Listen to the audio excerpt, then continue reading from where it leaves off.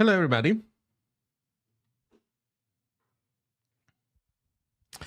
So,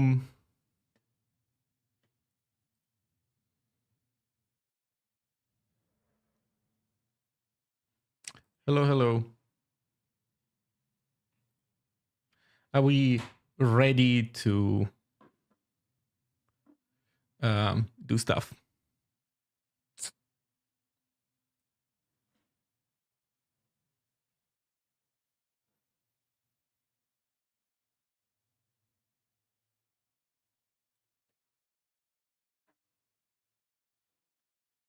So, okay. So here's what's going on.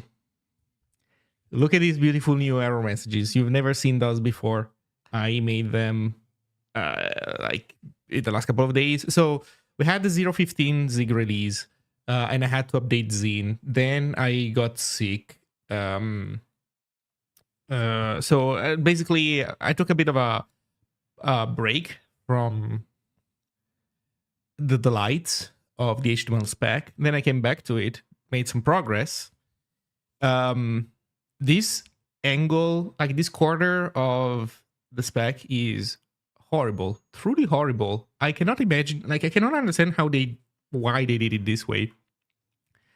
It's a mess. In any case, so here's what's happening. So what is a source and what is a source set? So the idea is this. You have a picture, you have an image, and you want it to load a different asset depending on conditions. These conditions can be what the browser supports versus which file formats you have available. So if you have, I don't know, let's say that you have your images in WebP, PNG, and JPEG, and the browser does not support WebP, but you do want to offer WebP when the browser does support WebP. So you basically you create a separate source, like one for WebP, one for JPEG, one for PNG or whatever, and then the browser will select based on what it knows how to open. Then there's a question of, well, what is the current like resolution, etc. And you can have different images depending on the resolution that this picture is being displayed at. You know, the usual problem of, well, you could put a super giga high quality image everywhere, but then you have the super giga high quality image which gets displayed into like a tiny 5 pixel by 5 pixel square. So what even is the point? And so this allows you to do that. It allows you to specify one asset versus another depending on constraints about the width in which this image will be displayed, or the X is the pixel density. I don't know exactly how these things are calculated. Like if you ask me what exactly is a pixel density, I don't fucking know. I don't know what a width is. I mean, I'm assuming it's the width in pixels, but maybe not. Who knows? Then there's also the mystery H descriptor. We don't know what it is. It's described in the spec as the future H attribute, descriptor. So we don't know. So go up. Somehow parsing is after other stuff for some reason. We don't know why, but in any case, future compat H. So it's a mystery thing that will be unveiled to us in the future once we unlock enough. We need to unlock more of the main story, I guess, to know what this thing is going to be. And the thing is, the other ones, like width and pixel density, so W and X, are like mutually exclusive. But apparently H is not mutually exclusive with with W, sorry. So I don't know what's going on. So there's that. But then you also have the rule that whenever you define one W thing. So yeah, so you can combine X and H. They are mutually exclusive. So this would be like foo.jpg, and then this is like one descriptor that says like use this asset for these dimensions, this asset for these dimensions, this asset for these dimensions, etc. And well, in any case, the moment that you put something as W, then everything needs to be W. So you have to point out that everything else is wrong, which is bonkers. And this is not it. Still, we are so far from done yet, because then there's also other rules.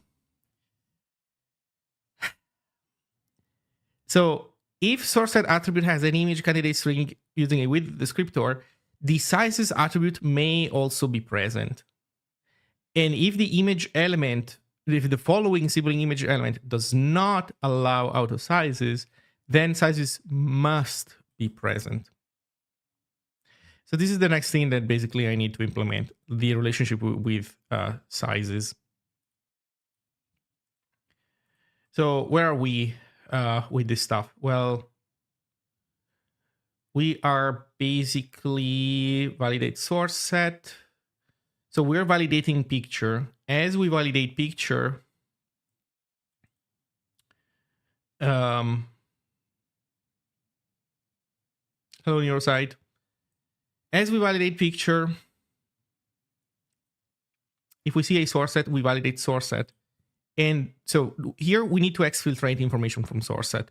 So first of all, we have already done the look ahead work of finding the image, and we're not really processing it, but like what's missing here is this to do process img. So we find out if it allows auto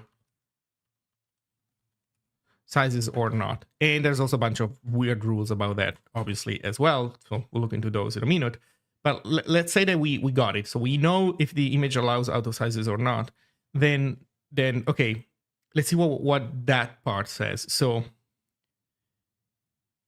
if the element does not allow auto sizes, then sizes must be present. So while we validate an element, if the image does not allow auto sizes, we need to find a sizes attribute. If we don't, then we complain. And this node is saying the same thing, but backwards. If the image element allows auto sizes, then sizes attribute can be omitted on previous sibling source elements.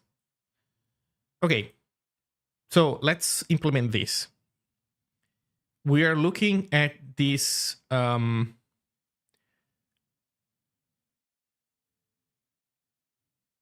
looking at one element, and then we're iterating over all its things. And we're saying, does it have source set? Does it have sizes? Source set with desk. Okay, so this is the... Okay, this says whether it has with descriptions or not. So this is something that we're going to have to fill out. But let's pause on that for a second. Let's intermingle this with image. I already forgot how this works. This is so convoluted, Jesus Christ. By the way, implementing this is a nightmare. Using this, like, good luck. If you have to write this stuff, right? Good fucking luck, man.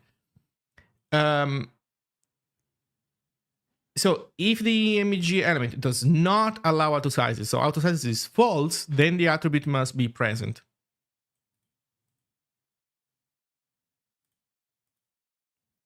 Have you watched the HTTP 1 talk of DEFCON 33?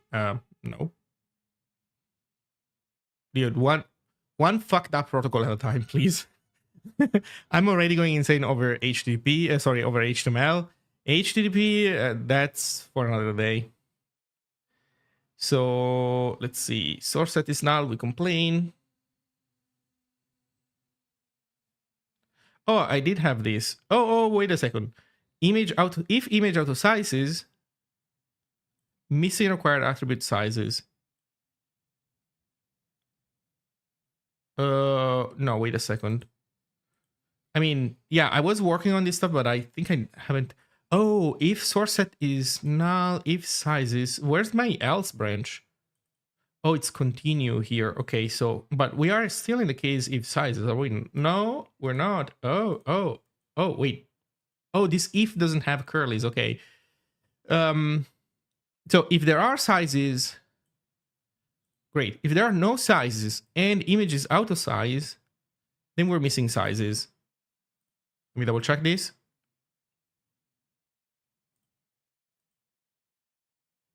Does not allow auto sizes. Let's be more explicit.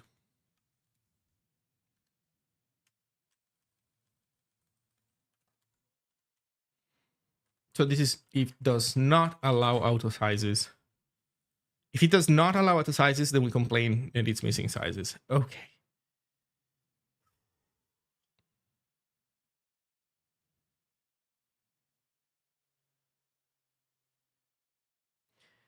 Then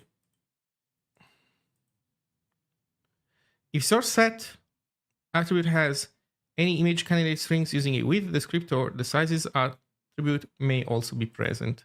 May be present. So no with means no sizes. No with if sizes, and no with complain. Invalid attribute combination requires source set to specify.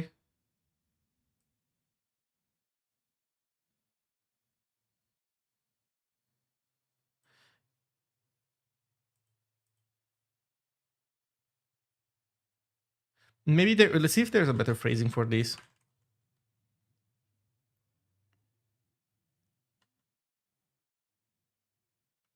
Yeah, maybe this is good. Okay, so this is implemented. I expected this to be worse. Okay, so we already have some of this. What is missing now is that we need to exfiltrate from this guy whether source set had a with description or not. But we do pass down this value precisely so that we can touch it. So validate source set with description, which we are not touching. And here's how it works. Scene any W.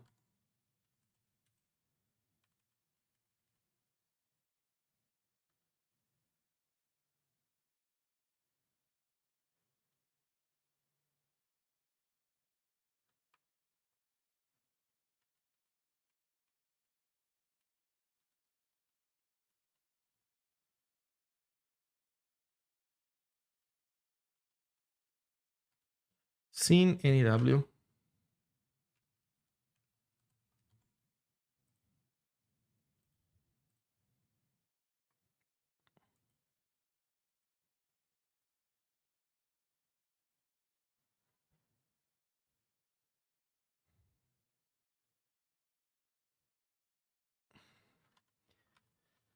Okay.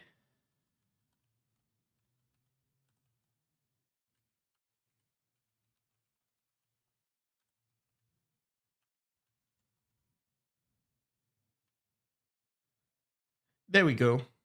Wait, can I do this?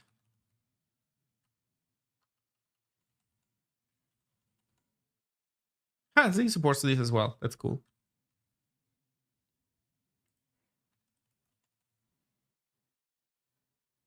Okay. So let's see if this was enough. Right now, we are now really doing image detection. So we're going to need to manually flip the state of the image and try to reason about it. So there's this fucking image stuff. Not way above. Image allow auto sizes. So by default, we say true, which means that, what does it mean? If image allows auto sizes, then sizes can be omitted. Okay.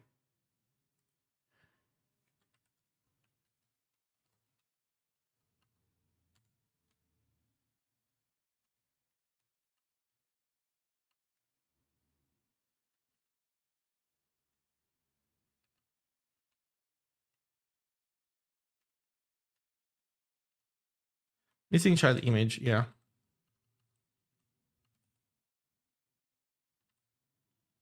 And we have sizes. What if we take it out? missing required attribute sizes. Why? Because image requires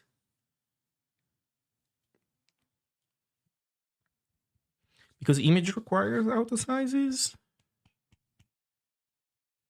Because image is auto sizes. So why is it required? It's required because we have W stuff. W stuff makes us require. Okay, but what if? Okay, what happens now if this is false? So let's see what does it mean if this is false.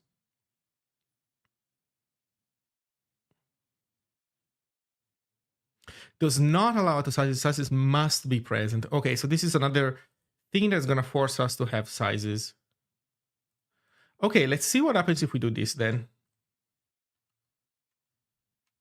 Invalid value for this attribute. Presence of width descriptor requires all descriptors to be width. This is because we start with the wrong value. This needs to start with false.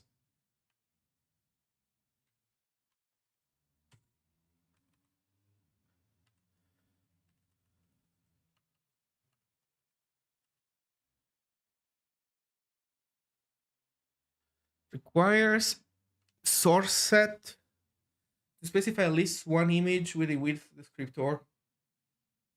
Okay, so what I would do is this. I would change this error from pointing to sizes to pointing to source set. Because the point now is not fixing sizes. The point now is fixing source set, I think. So here's the problem. Depending on how I design these error messages, you kind of would like them to all point in the same direction. So let's see how that works.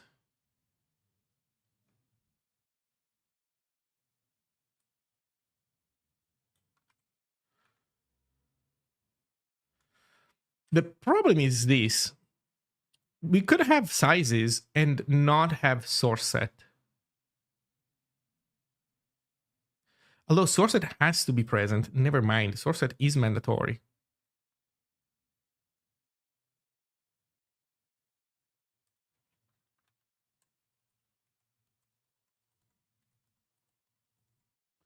Source set is mandatory for this element.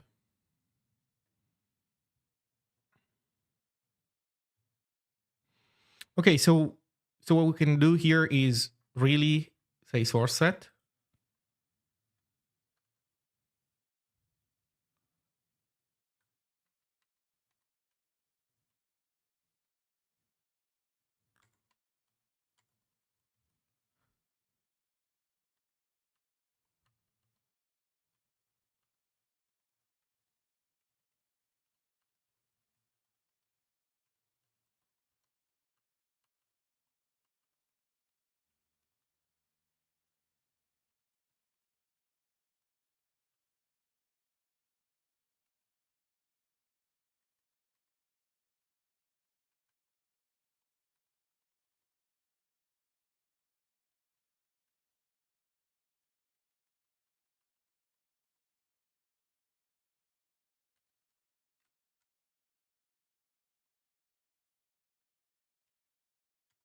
There we go.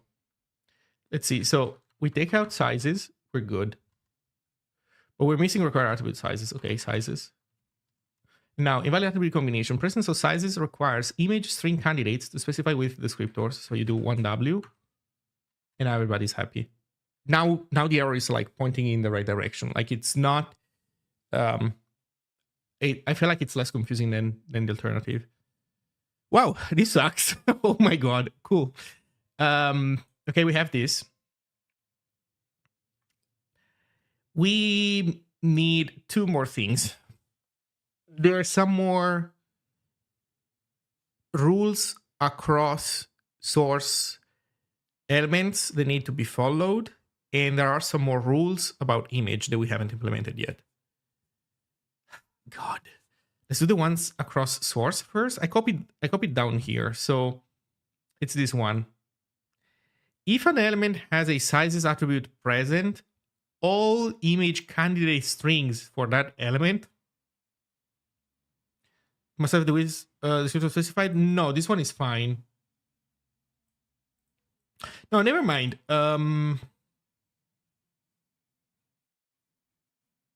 think this is fine. This is not across other elements. Let's see the ones above. So no duplicate widths, not duplicate pixel densities. If one has W, all must have W. If one has sizes, okay, I think we have this. So image, we need to do the image.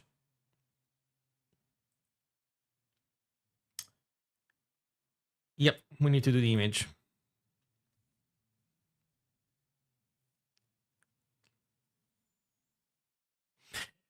So how does this work?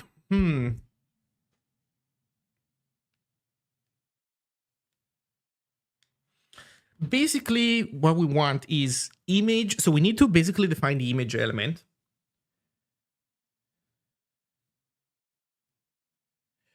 And we need to have some logic that we extract into a separate function that is both shared by the default image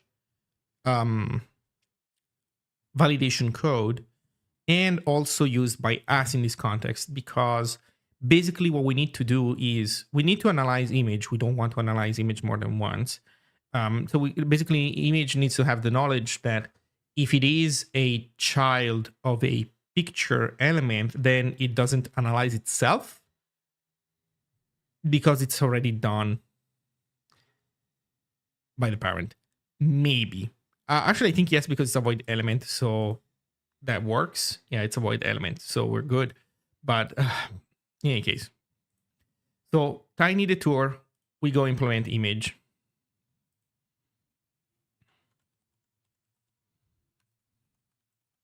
Man, I've been in this rabbit hole of source stuff for so long that I forgot how to do the rest of the stuff.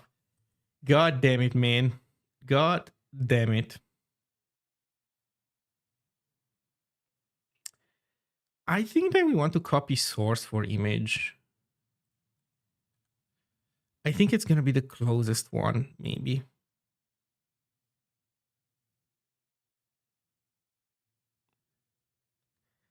Maybe.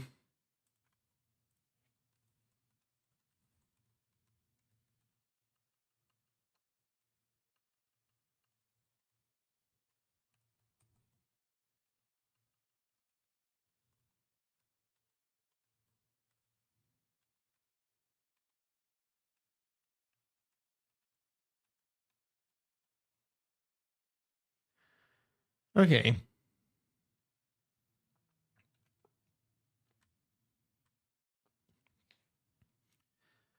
So, okay, so now we need to implement image. And image is going to be fucked up as well. But the point is that there is a function where we need to write here a function. So we're going to have like a validate method probably for it. But on top of that, we need to have a function. You know what? I maybe shouldn't have copied source. I should have copied picture. I think picture might be closer to what we want. Except that picture has this giant. Picture has a ton of logic though. Maybe it's a little bit too much. Okay, let's start like this. It's fine. So what's an image element? It's flow, phrasing, embedded, and form associated. Okay, so categories.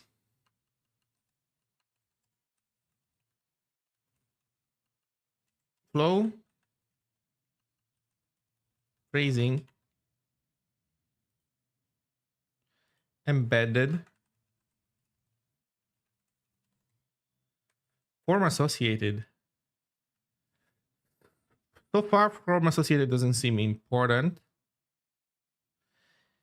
If the element has a useMap attribute interactive, then palpable. Okay.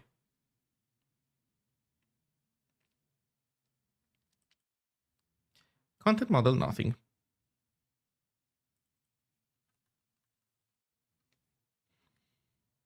Okay, categories is superset.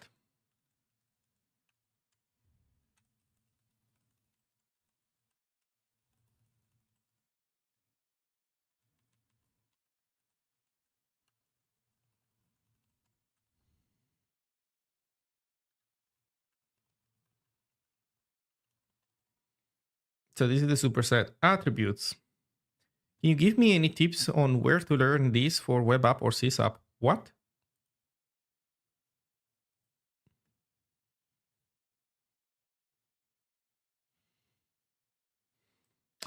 Tag omission in text HTML.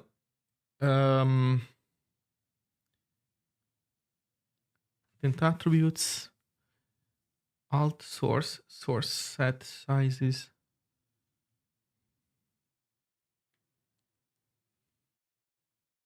So there's a few, including our beloved source set.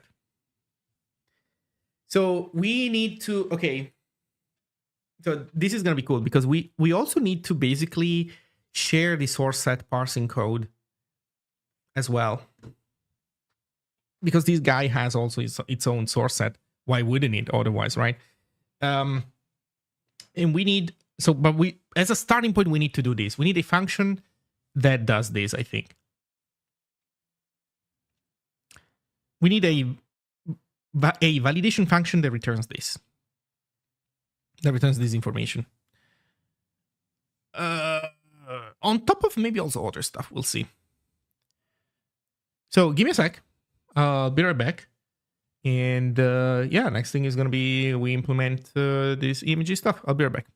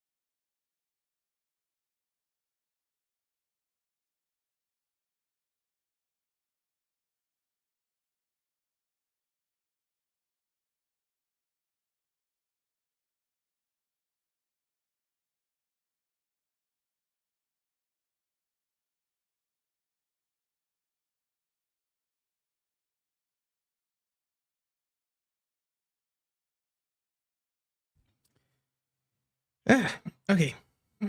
So an image element allows auto sizes if its loading attribute is in the lazy state and sizes attribute value is auto or starts with auto comma. Huh. Okay.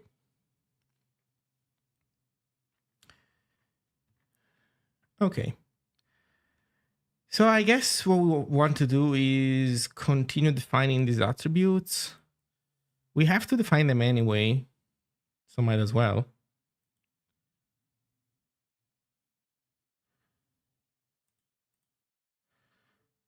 Alt source set is map with height. Some of these we already have, some we'll have to make a new. So source we do have. There's alt before, so let's make alt.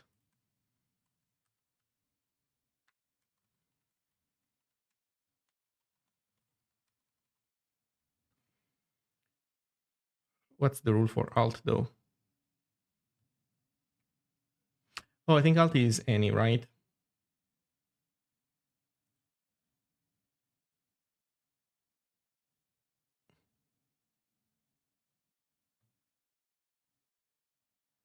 Except where otherwise specified, the alt attribute must be specified and its value must not be empty. Interesting.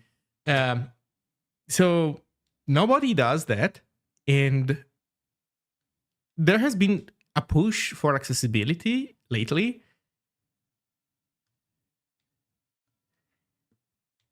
But yeah, the most general rule to consider when writing alternative text is the following. The intent is that replacing every image with the text of its alt attribute does not change the meaning of the page.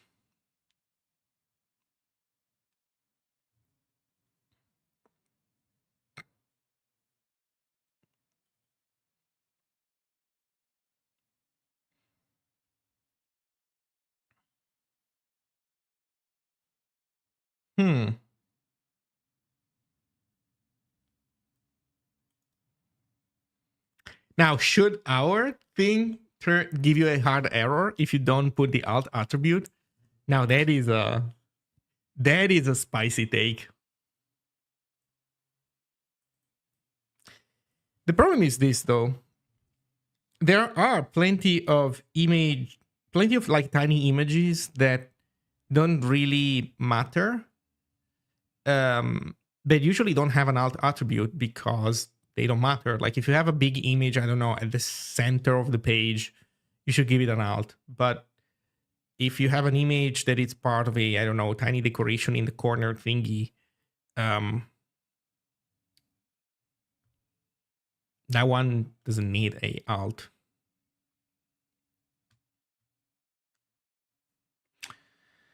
I don't know. In any case, I think it's fine to it's actually not exactly any, it's more like not empty. Like if you define it, it should be not empty. Then source. At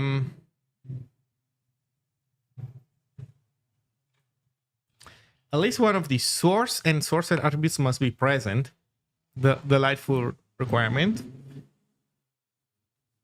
If the source attribute is present, it must contain a valid non-empty URL, potentially surrounded by spaces.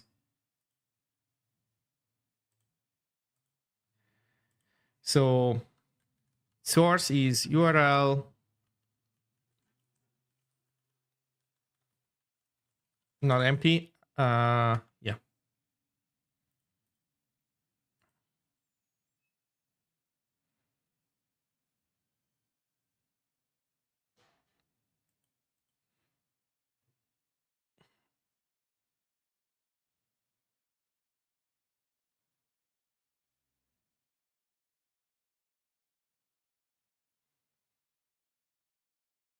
Okay, let's continue with normal attributes. Then there's source set. So there's no type, no media. No type, no media.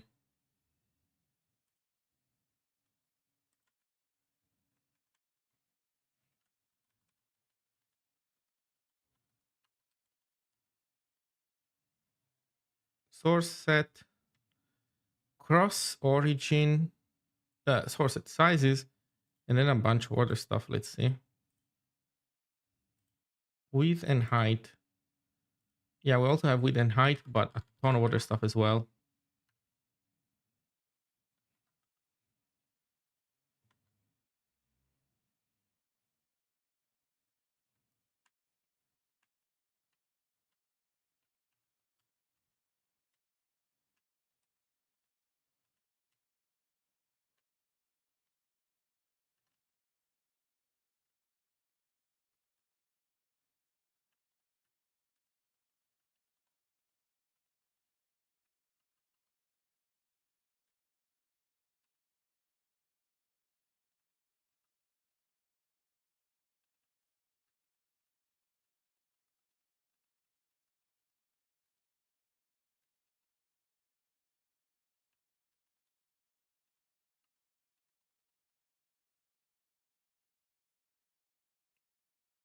So there you go. So type of media we can take out. Width and height we also take out because we have them down below. Okay, so these are the attributes.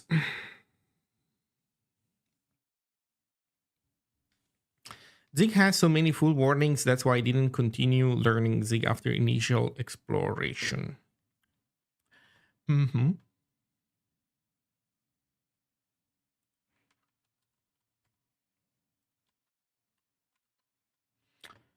Okay.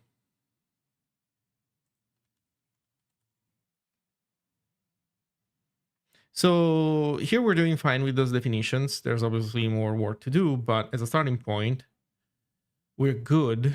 Content is model, yeah. Attributes, though, is not static because attribute validation requires us to call a validation function. Interestingly, dynamic returns a model.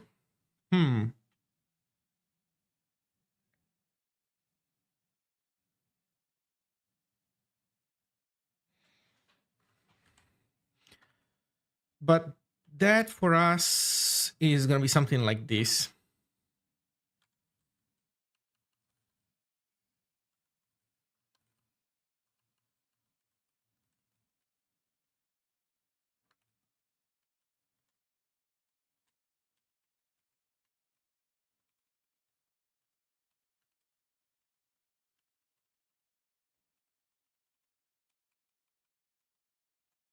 It should be something like this.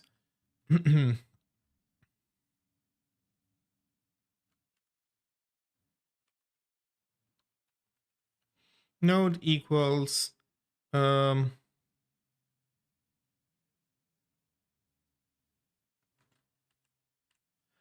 wait a second. We don't have access to the tree.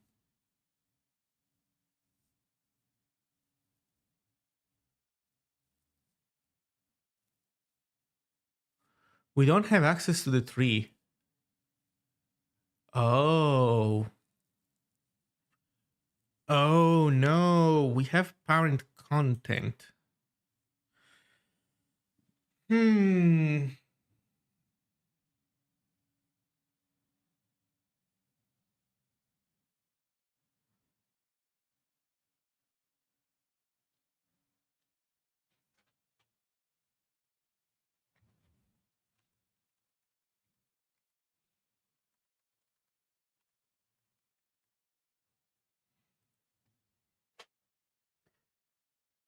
Hmm.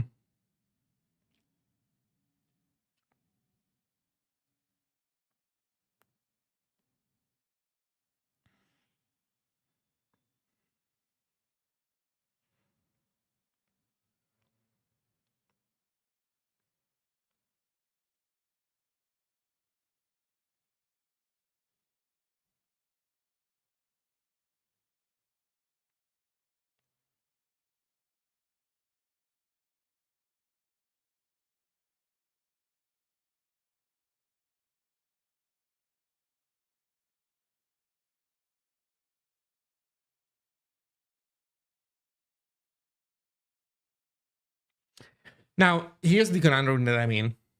I could change the signature to accept more context and also obtain information about the tree, or in the implementation of picture, we don't do a real validation of the attribute, and instead we just do a quick scan for what we care about.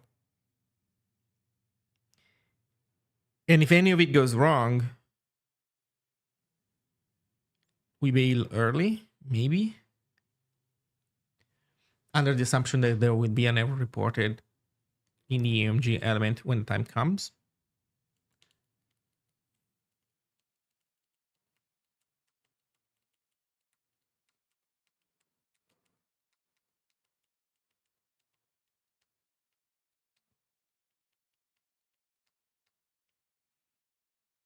I guess we can go with the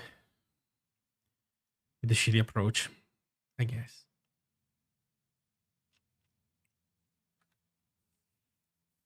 It does really hurt maintainability though. So my original plan was, I don't even know how to prototype it though, because I need to change the signature for that to work.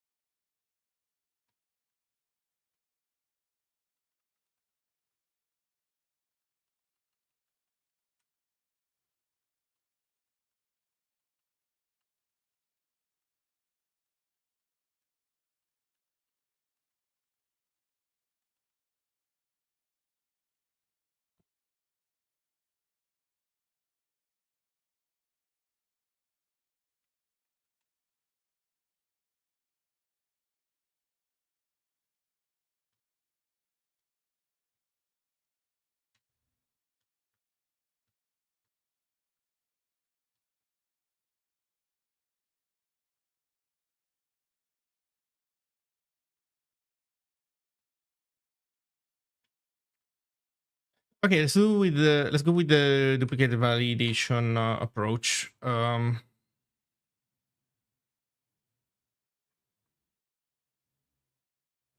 Let's see where that leads us.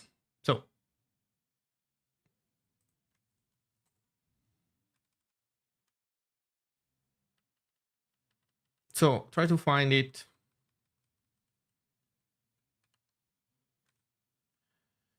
Image allow out of sizes.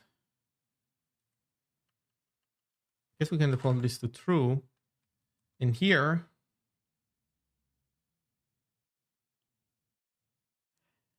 oh, wait a second. Child model extra auto sizes allowed. Really? I forgot about this. So we have this in the extra information because that has been populated as the AST was being built. Okay.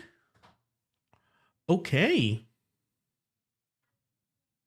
So we do have a path forward.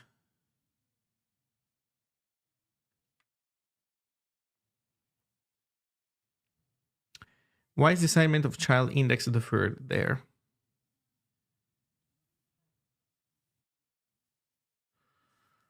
It's the third because normally there's more stuff that happens in here, and you need child index to report failures. Like look in this example here, we do want to move forward child index so the iteration continues, but at the same time we don't want to change it right away because we need child index to point at the current index. So that said, this here makes sense. Here you're right. Here it's absolutely superfluous. It's not useful at all. But I was under the assumption that I would need more stuff. So yeah, we can totally do this.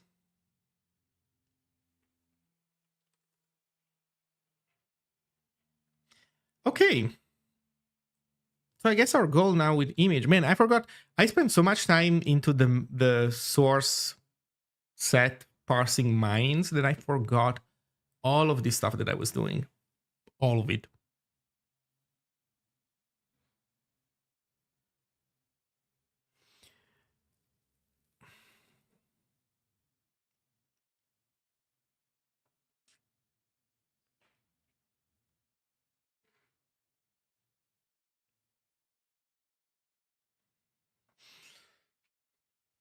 Mm.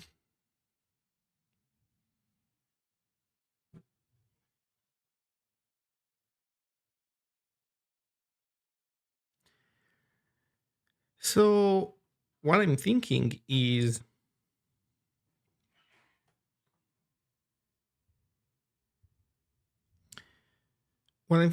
yeah, let's go in image and let's fill out extra auto sizes allowed. Basically, that's what we want. I actually did gear up for this now, and I'm starting to remember all the work that I did to gear up for that. Oh god, man, it's been so long.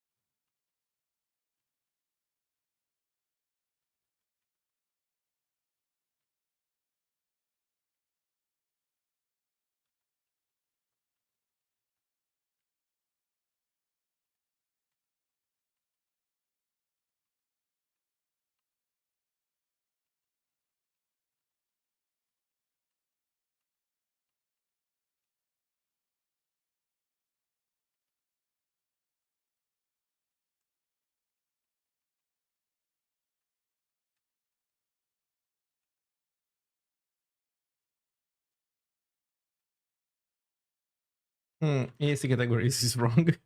um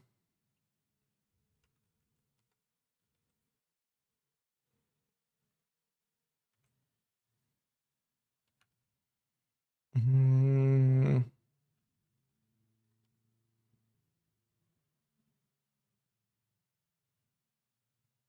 really, this guy also doesn't have validated attributes? God damn it, man. Okay, I will figure it out. So our goal is perform actual validation and write inside of our met extra the allow stuff.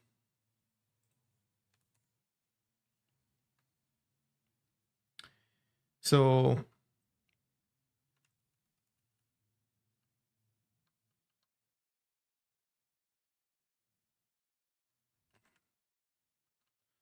while vait.next, which needs to be tried, takes GPA and source.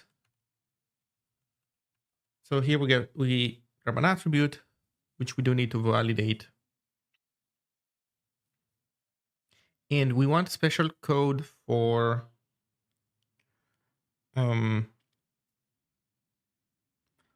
source set. Actually, maybe not for source set. What is it?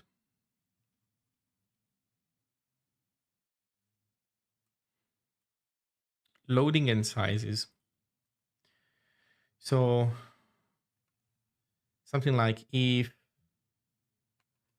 attributes dot get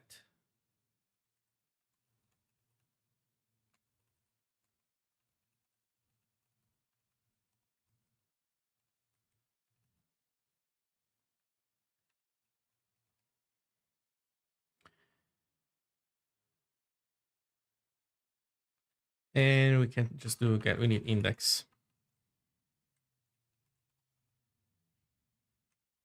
And then we need to switch on that index. And if it's attributes dot comp time index, there we go. And if it's sizes and loading,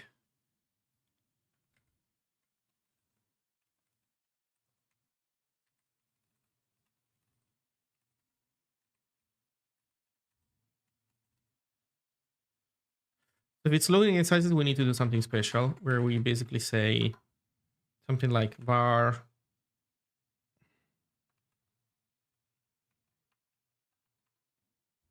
loading, what is it, auto, lazy?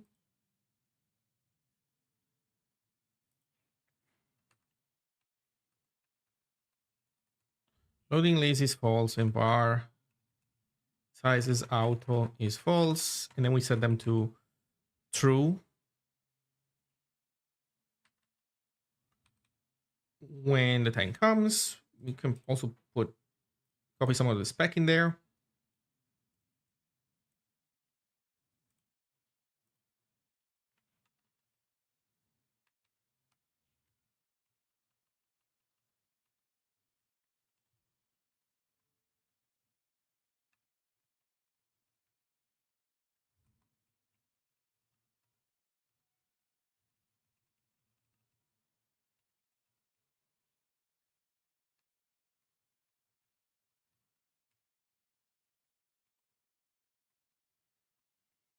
Okay, so this is why we're worrying about this stuff. If it's not here, then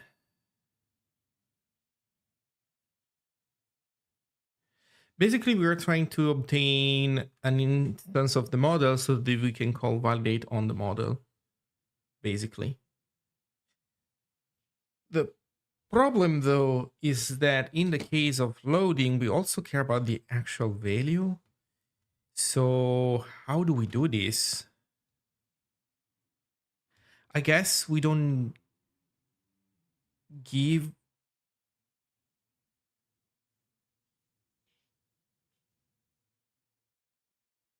Yeah, what do we do with that?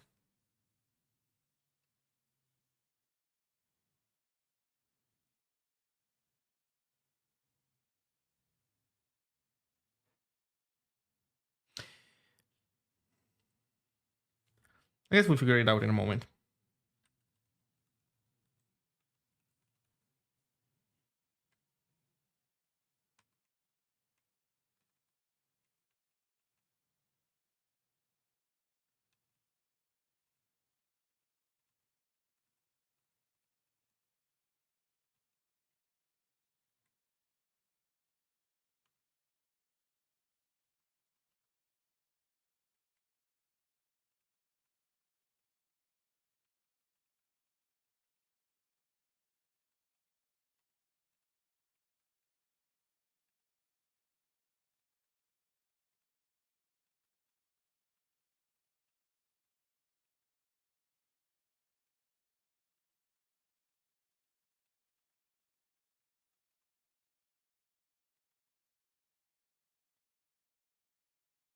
Okay.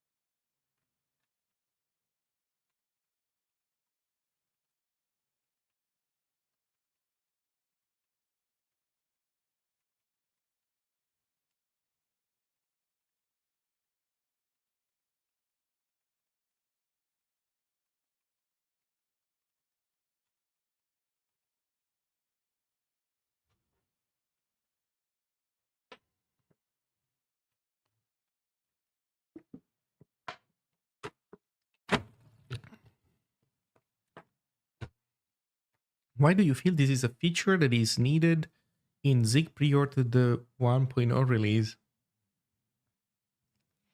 What feature? What what is going on with chat today? Why is everybody smoking the something weird? The fuck are you guys high on? Why do you feel this is a feature that is needed in Zig prior to the 1.0 release? This is not a feature of Zig. This is a program written in Zig.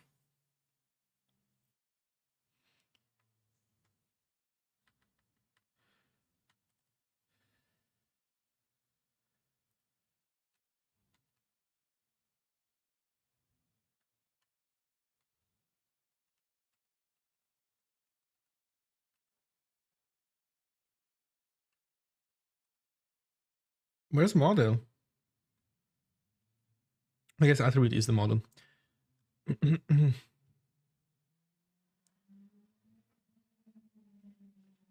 Do.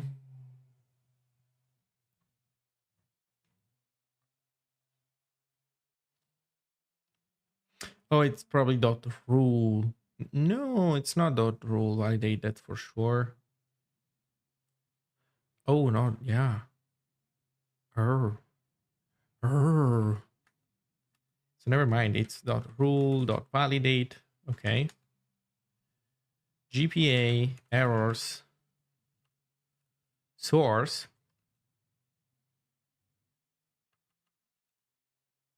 node index attribute.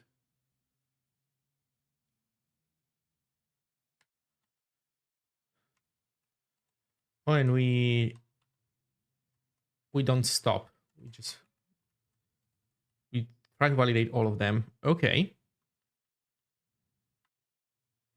Okay, so this is the boilerplate for normal attribute validation that we're doing here.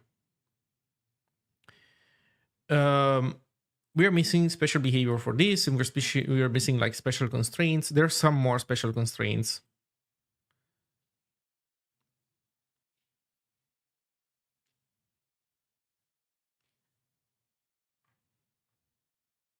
At least one of source and source set attributes must be present.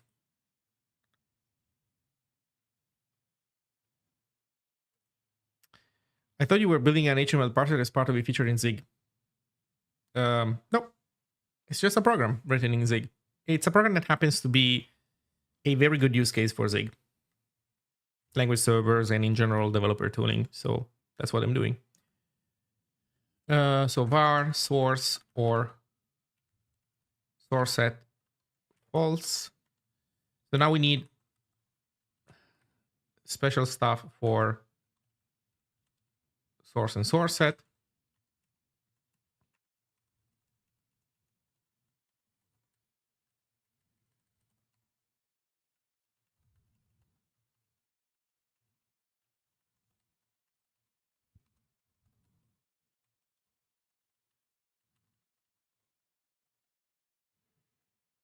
Okay, so with this, we have this.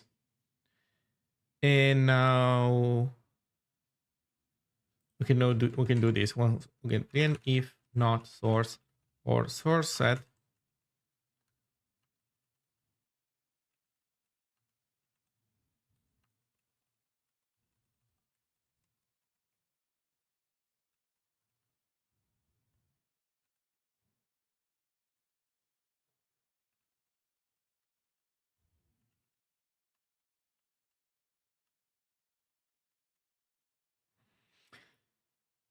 So we could have missing required at. Oh, you know what? We could use missing required attribute.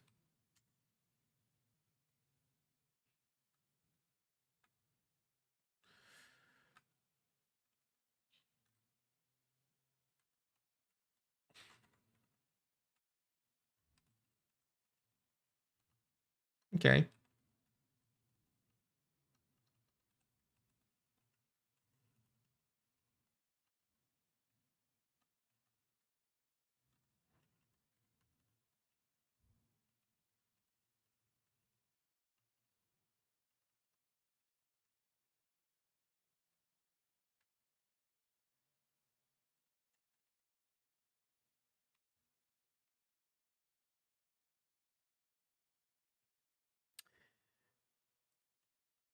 Okay, main location.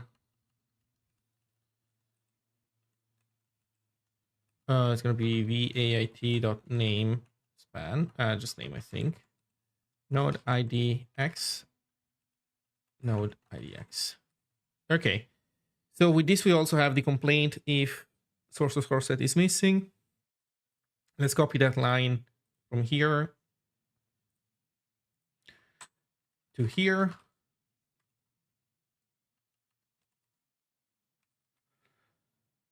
Then,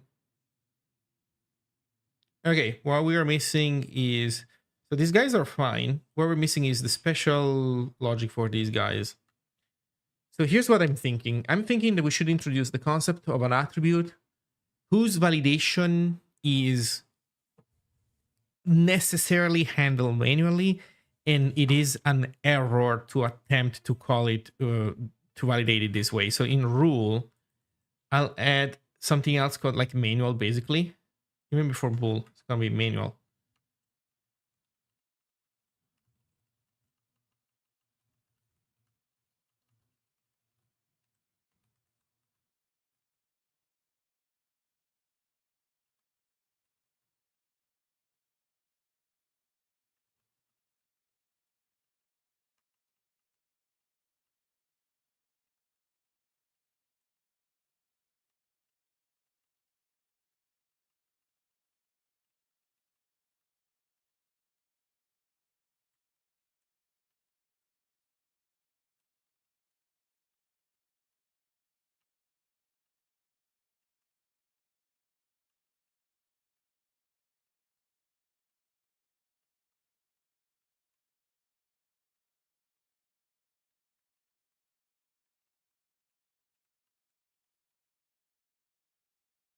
Okay, so we put it there, and there's a switch where we worry about this stuff for manual, and it's manual, and it's unreachable.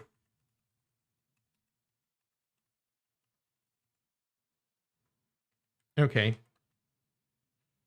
So this means that for these guys, once we get them, we actually don't break.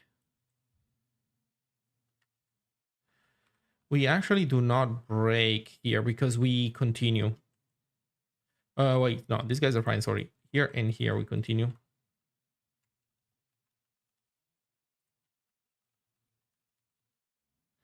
So we don't need this.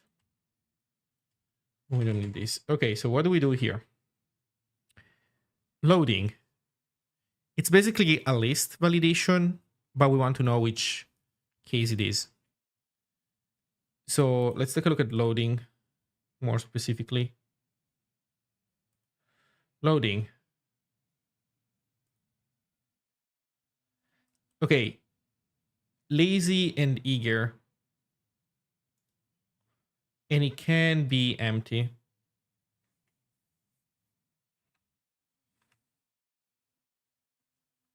It can only be lazy and eager. Now, here's the thing. We do have code for in attribute. We have code for validating these guys.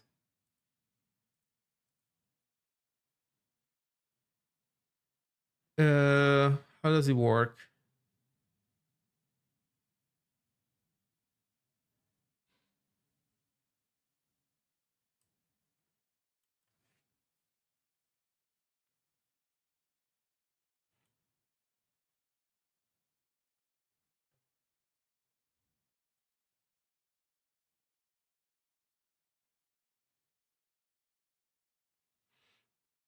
I guess we can copy it.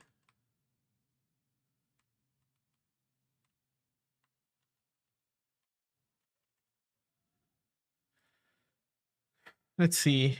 If the attribute doesn't have value,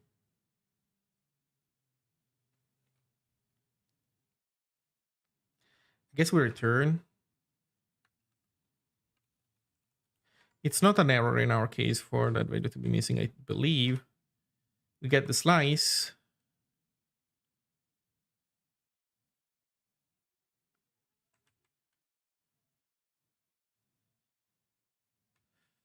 And we need a list set. Right.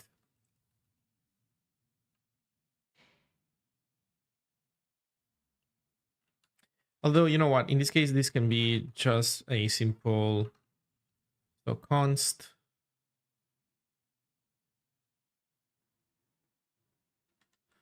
Oh, what about white space? Are we supposed to ignore white space? No, I think enumerated attributes don't allow white space.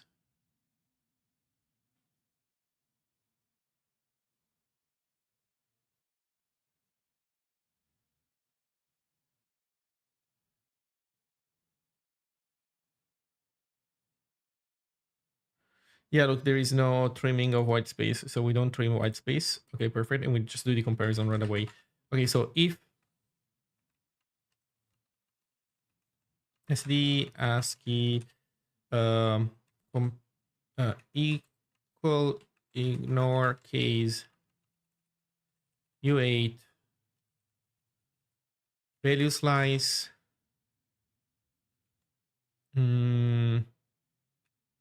lazy, that's one thing,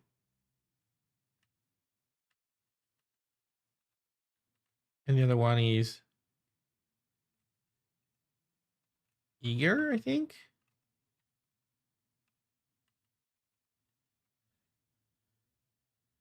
And this is the error case.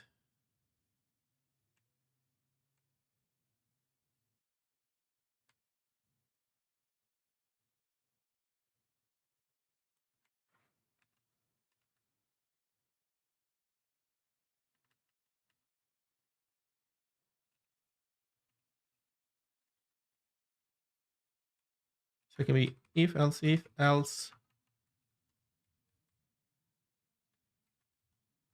try and append, and then continue.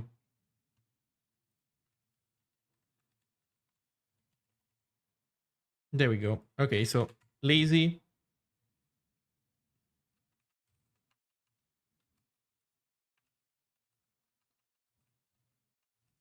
Loading lazy equals true.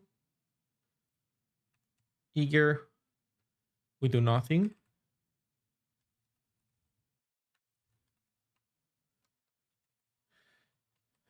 And otherwise, it's an invalid attribute value.span, not index. Okay, so this is all correct.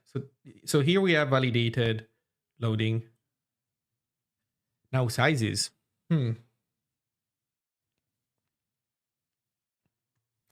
Sizes, I have not yet seen how to parse, and I think it's going to be nasty.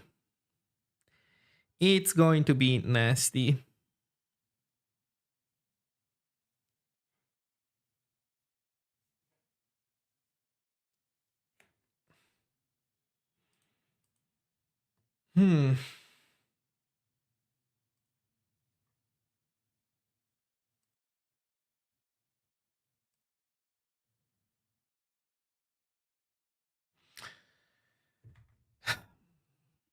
Okay, first time seeing this. A valid source size list is a string that matches the following grammar. Jesus Christ. Source size list is a source size $?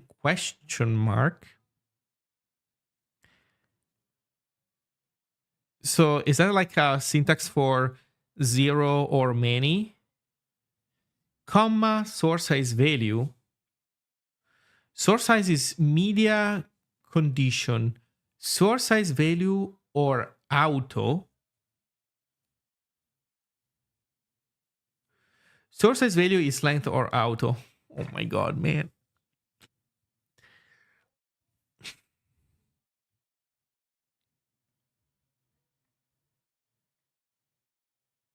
Can I see at least one fucking example of this cursed fucking language? No, I can't. The only shit I get is a link to CSS values. Oh, nice. MQ. Great.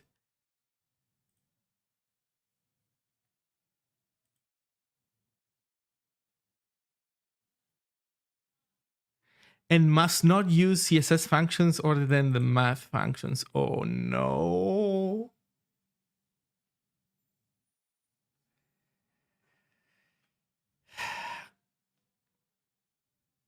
Here's how it goes. for now, we don't do any validation of this guy. So here's how it's going to be. To do validate this. So here's the point. I think we should reuse some of the CSS parser to do this validation. Right now, we are just unfit to do this. So we don't validate it, but we do want to extract the information. So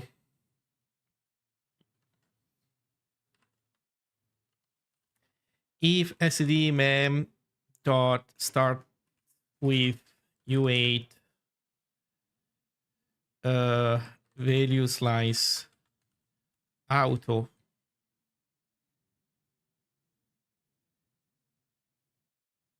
actually without the if, you can just say this size is auto this.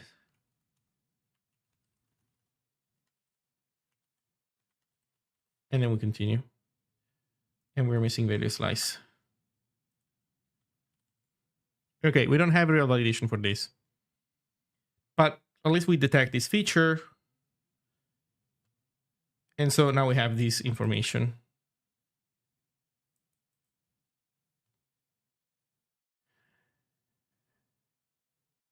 Okay, and with this in mind,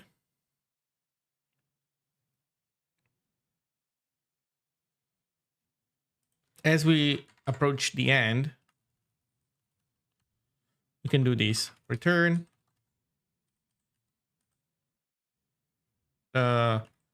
categories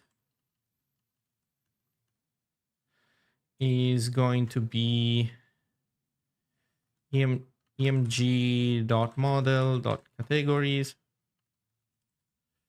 content emg.model.content extra is going to be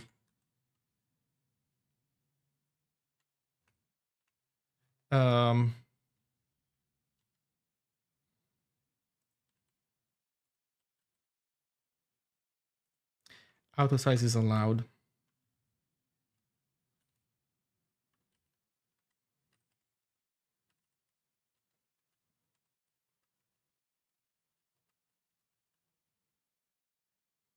And it's loading lazy and size is auto.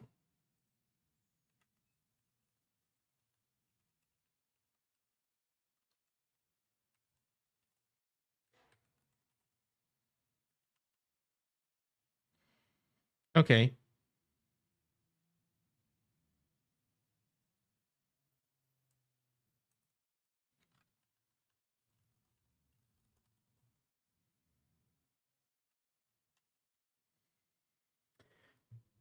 Okay, so we have validation and we do write down this piece of information, delightful.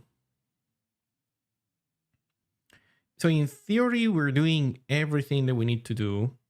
Well, except the fact that some of these guys, so for example, source set is actually manual. Sizes is also manual.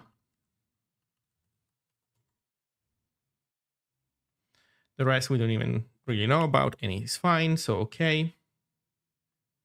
Okay, so this seems good.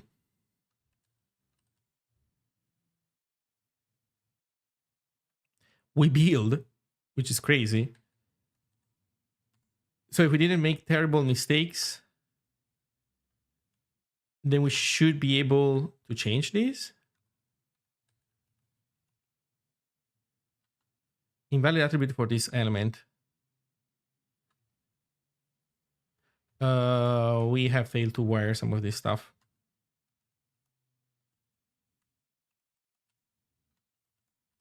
Which explains why it built first try. Normally it doesn't, nothing builds first try. Yeah, so this one is fine. Attribute emg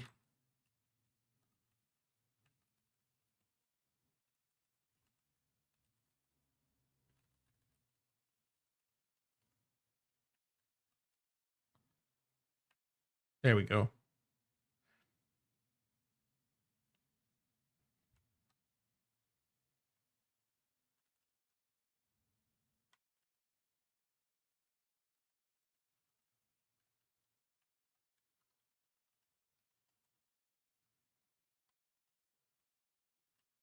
Oh, right. And it's not ASC categories. Element categories? Yeah, okay.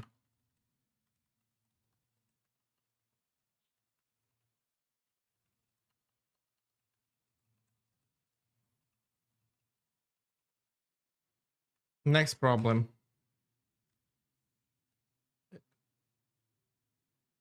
Yeah, the fuck is that? Model. Oh, right. This is element.model.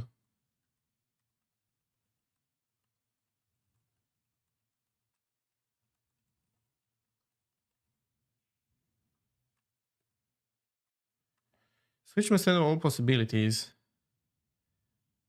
Yeah, you're right.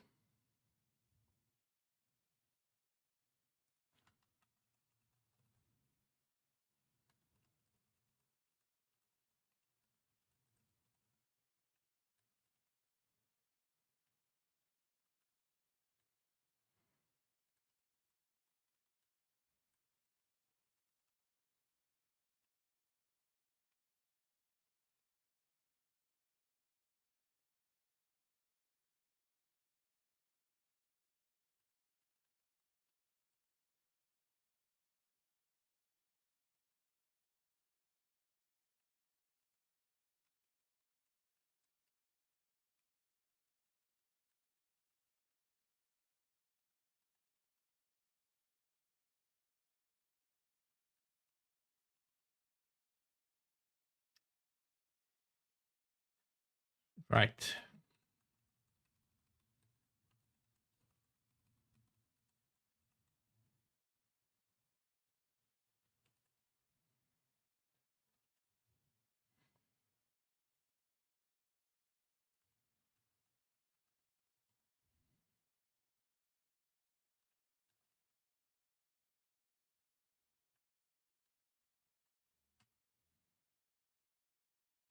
There we go. Missing required attributes. Source or source set must be present. Okay, source.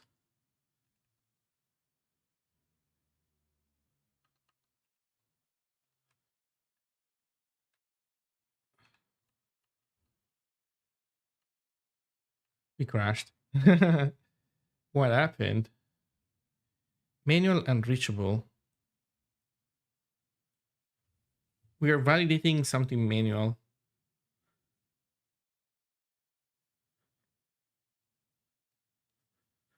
Why are we validating something manual?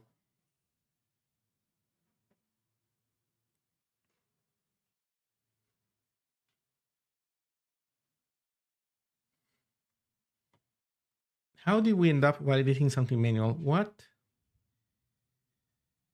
So I gave manual to... Oh, I gave manual to source set.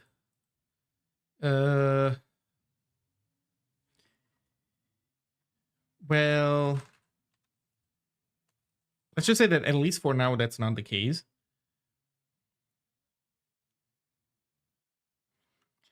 But it is correct for it to be like this in the other case.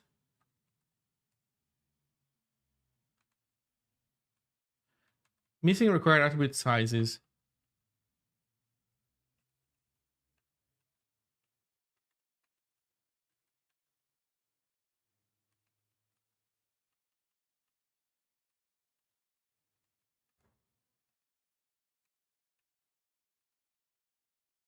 Oh, look, with loading lazy, it doesn't complain.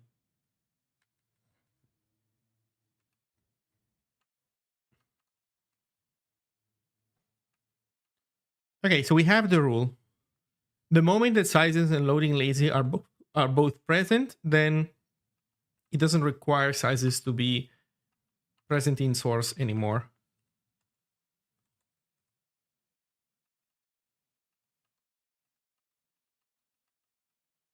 Okay.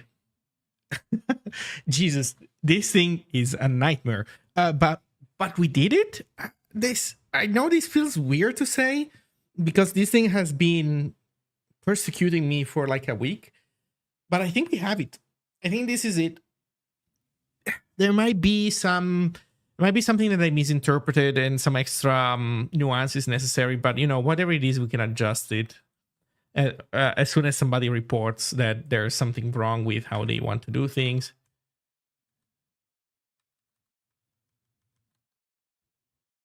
So, okay, so we force everything to have sizes.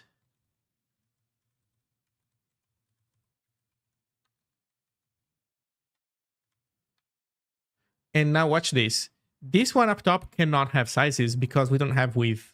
So when we give it sizes, it says presence of sizes requires image string candidates to specify with int descriptors. So this has to become a W. Honestly, this is kind of as good as it can get. Okay. Jesus Christ. This was it. This was it. So here's what we need to do next. We need to basically take these two elements that we just added and give them all the nice descriptions and fill out all the attributes. And finally, we're going to be able to add them to the list of completed elements. Whew. Are you planning on running this on real world HTML pages? Yeah, sure. I mean, this is meant to be used in real world. Yes. Indeed.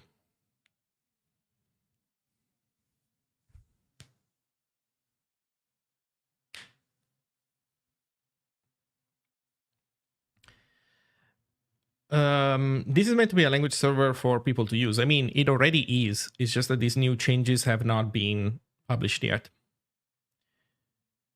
Okay, I think I'm gonna do this.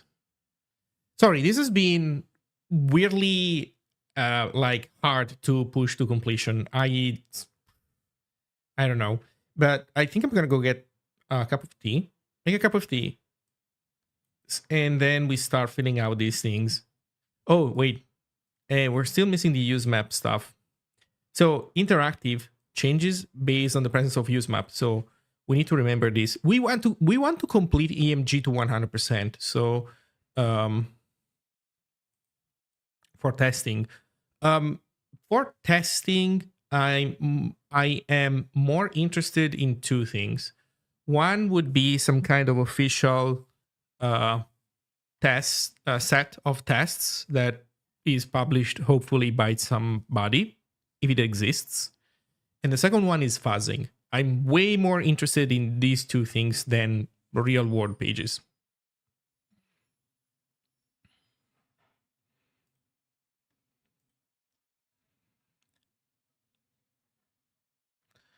Okay, so in any case, as we fill it out, we're going to have to implement all these attributes, and we will have to implement also this use map stuff. Do we have use map in here? Use map. Okay.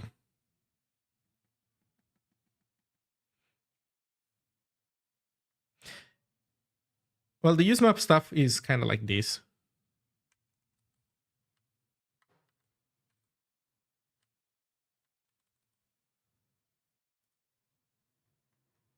Okay, I'm just gonna do this and then I'm gonna go fetch my tea.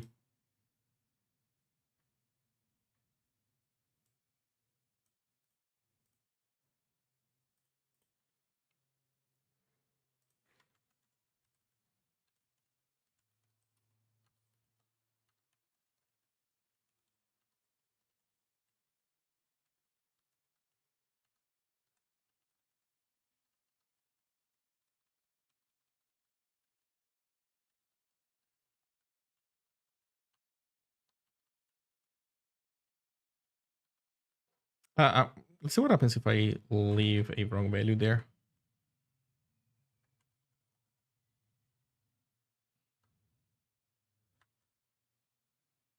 Oh, it complains about that first.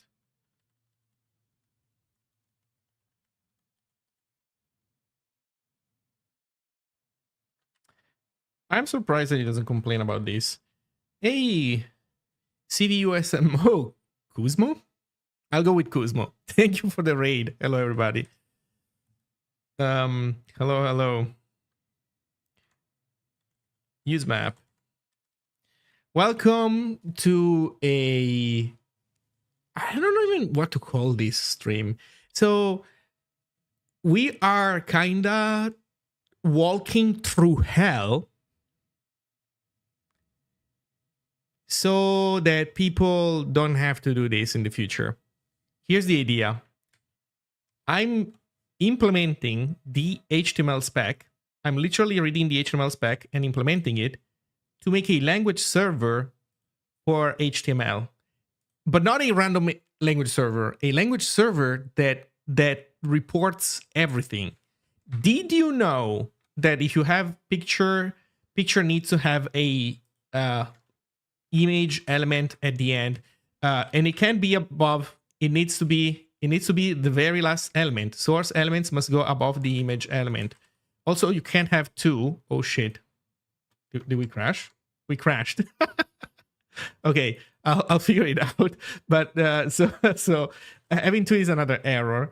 Here's another one. Did you know? So when you have a source set, you do like something like foo.jpg, and then you do bar invalid value for this attribute presence of width.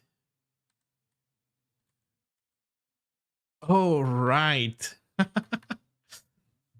Right. So man, it's gonna be it's this. So did you know that you can't put a descriptor that specifies pixel density if another descriptor has width? So all these rules, I'm implementing all of them. They all suck. Well, not all of them, but some truly deeply suck.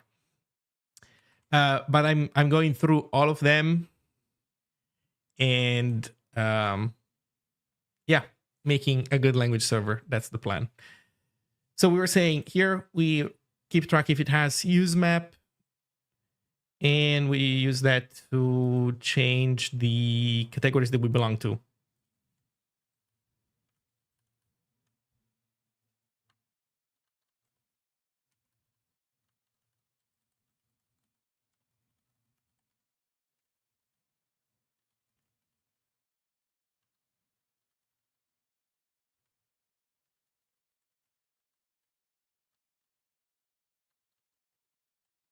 There you go. Okay, so now we have accounted for interactivity. Can we test this? We should be able to test this. So you should be able to put an image in a button.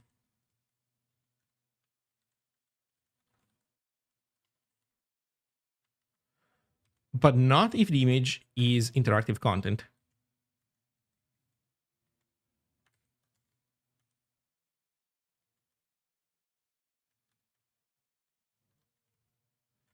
And yet we can. Am I misremembering? No, you know what? Actually, I think the button doesn't have this problem. It's Anchor that cares about this stuff.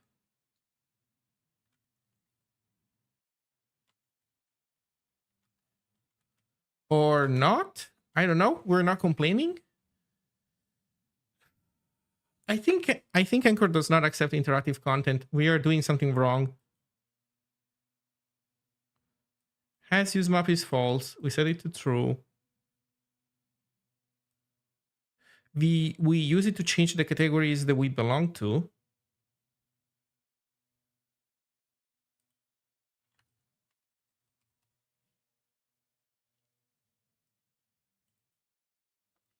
Oh, this makes it interactive.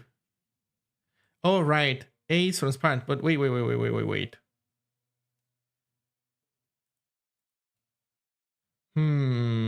Flow content. A.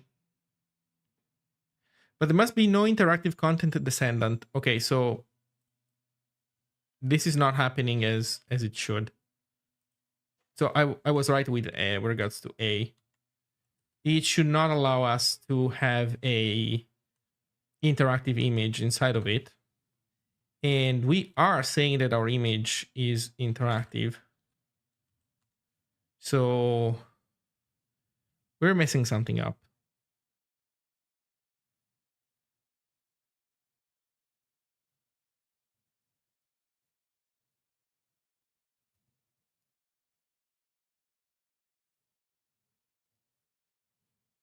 We're definitely messing something up. I guess this is the next thing that we need to fix.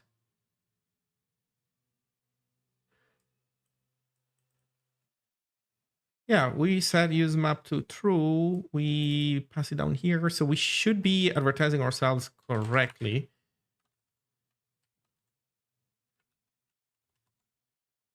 Oh, there we go. I forgot to restart or something. Invalidating under a present of use map attribute. Yeah.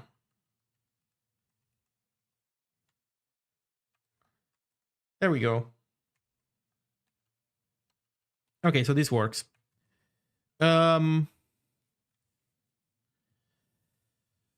so it's a matter of now filling out all these attributes, the descriptions, implement all of them as far as we can.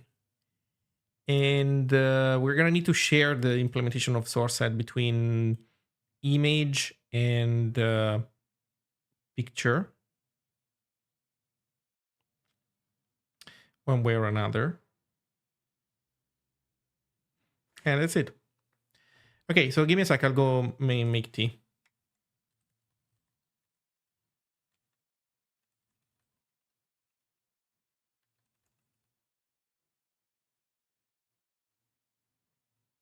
Is it only when href is pressed on A?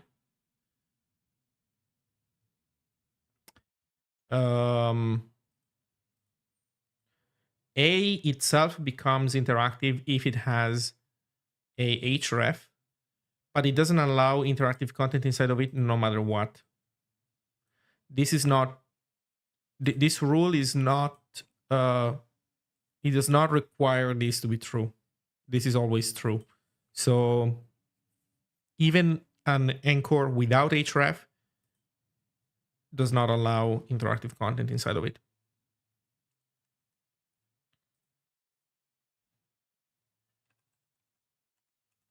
Okay, give me a sec. I'll go make some tea.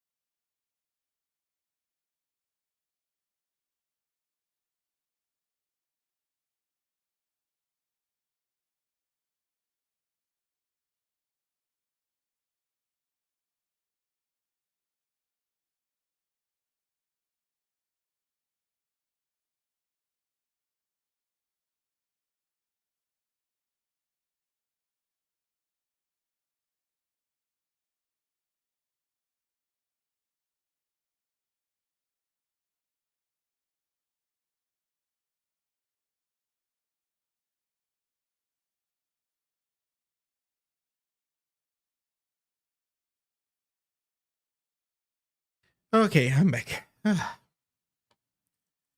Do-do-do-do-do.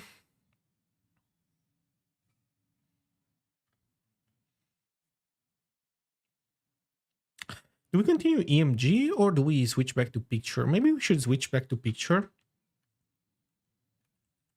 because is the one that we were waiting for. It's the one that it's at the highest level of completion right now.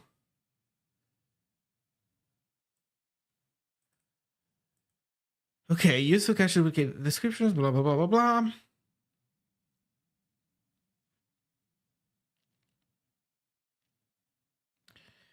Blah blah blah blah blah blah blah.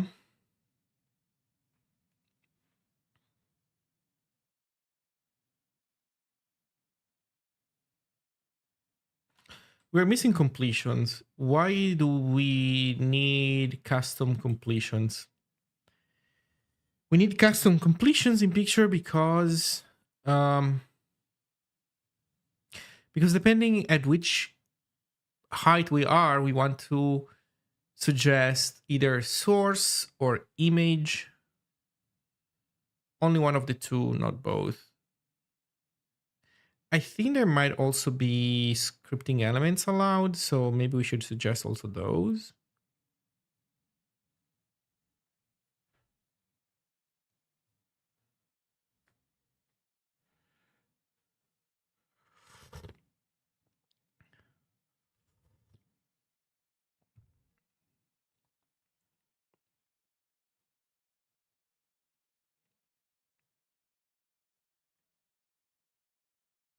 Also, picture has no attributes, which is interesting.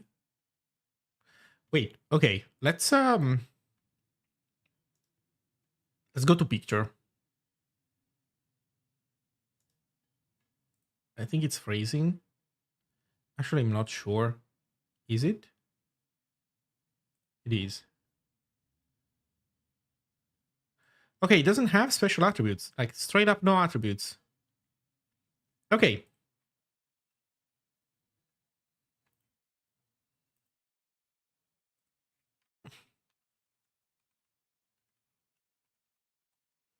Wait, do we just need to give it? Okay, so we need to give it a description and we're good. Oh, well, and completions. Okay, so description, implement completions, and then we are done with picture. Oof, okay.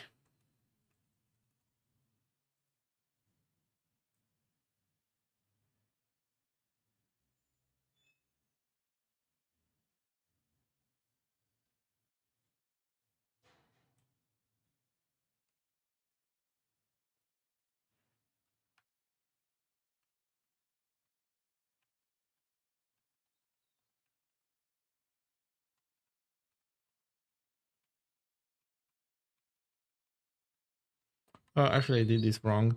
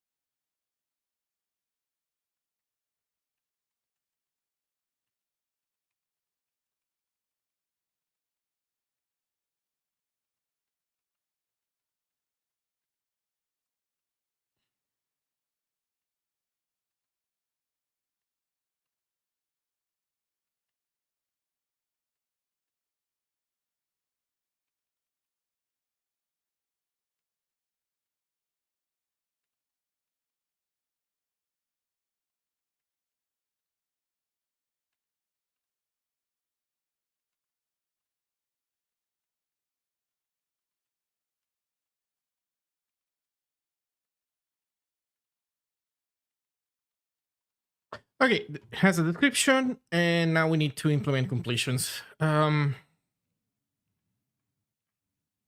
to remind myself, oh, we also need URL validation. We also need URL validation. Mhm.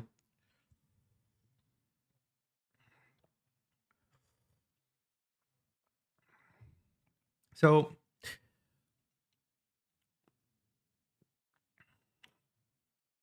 uh,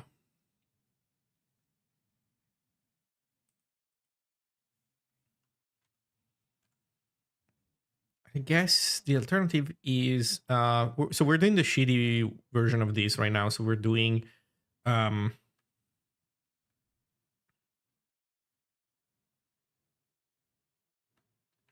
underscore equal std.url dot parse. I think URI. Yeah. Yeah, URI dot parse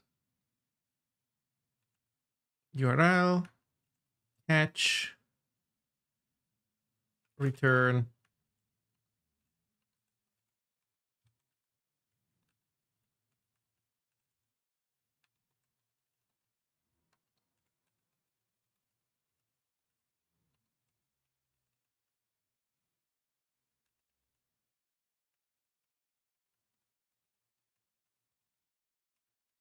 valid URL. I think it's the same thing here.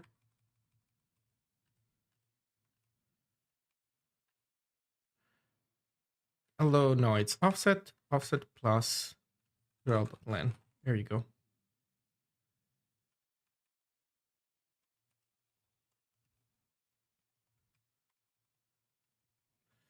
There you go.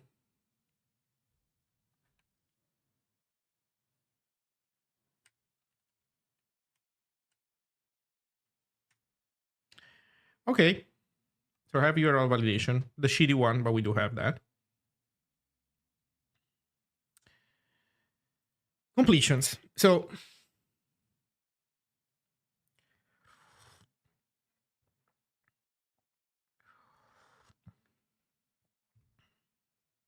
we need to scan all children up to the cursor. And then we need to know what is after. And then we use that to drive the decision making. But we did this already for audio video. I think we can steal the audio video logic. It's even a simplified version of this. Let's see, completions. 3 states. Keep navigating children.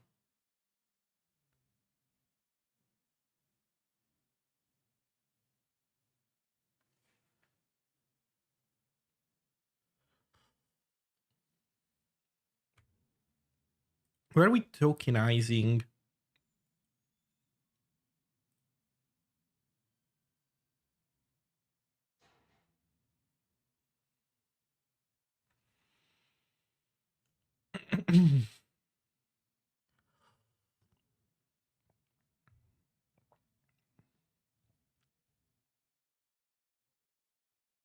I'm missing some of the logic, but some I think I do follow. So let me copy some stuff over.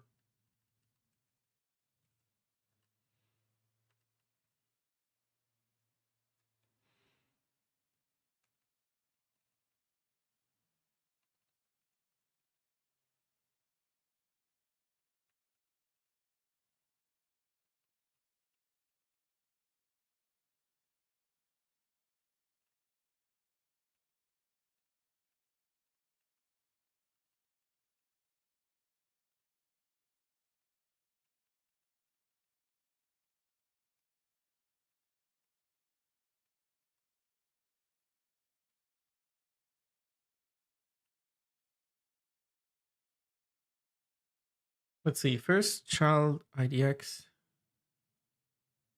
Oh shit, we're computing stop IDX ourselves.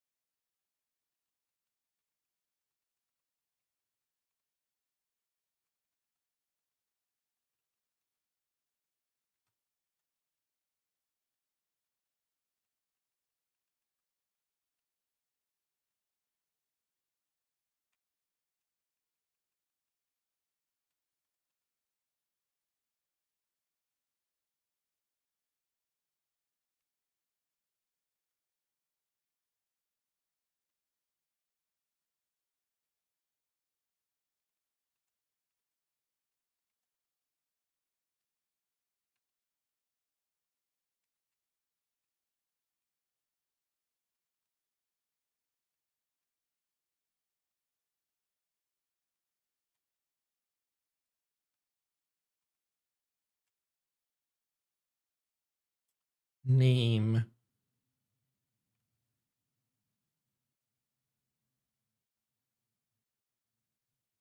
Wait, the fuck am I doing? Oh my god, I'm looking at the wrong file. It's elements of the video I want to look at. Yeah, what an idiot. What an idiot.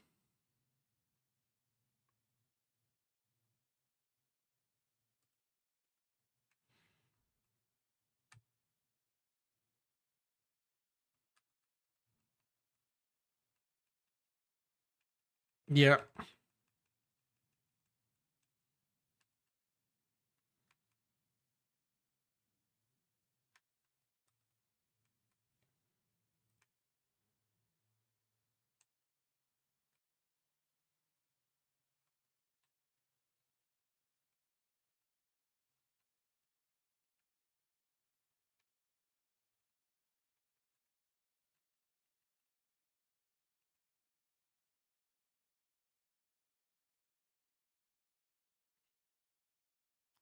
So this is looking for source attribute. We don't care. We do this stuff unconditionally.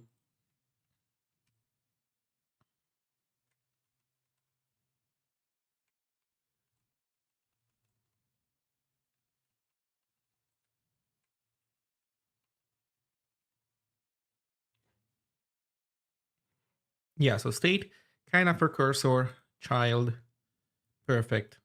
While child is different than 0, continue child. If it's the one right after, we write it there. Ooh, although this is not optimal, but fine. State, source. If the child that we see is not source, we move to EMG. If you are in EMG,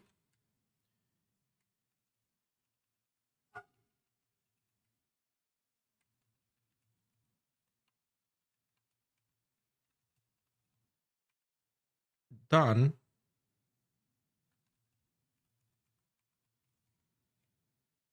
Okay.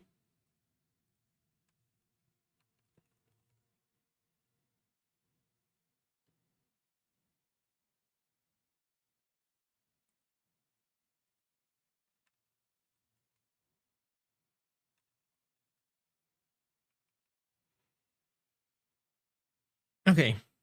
If you are in the state source and the kind of the cursor is another source, then we suggest a source. Yes. If you are at source and the kind after us is an EMG, then we suggest still source.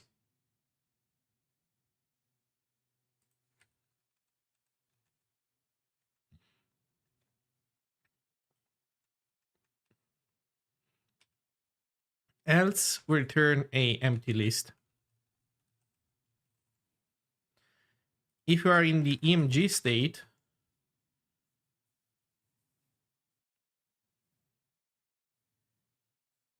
no, I'm doing something dumb. If else is not an empty list, this is else.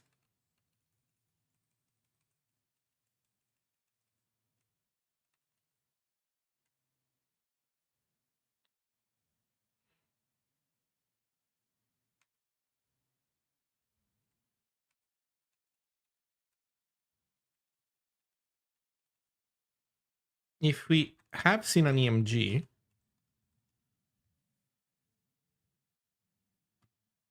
to be honest, we only have 2 states because after we see EMG, there's nothing else for us to do, honestly.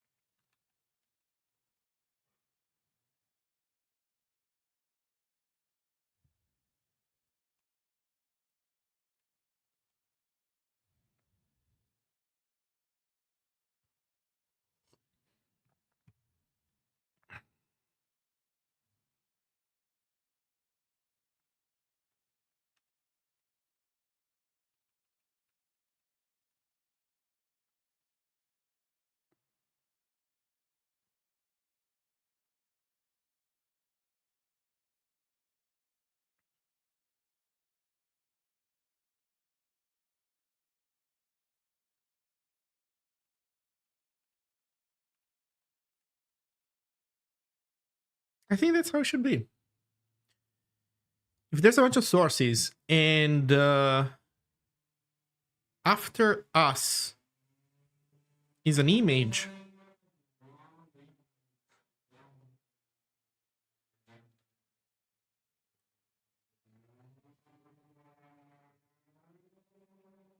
yeah. Otherwise, if there is an image, there's nothing else for us to add. Okay, let's see how this goes. What are we missing? We're missing arena. We're not using arena and nor source. I guess it's fine.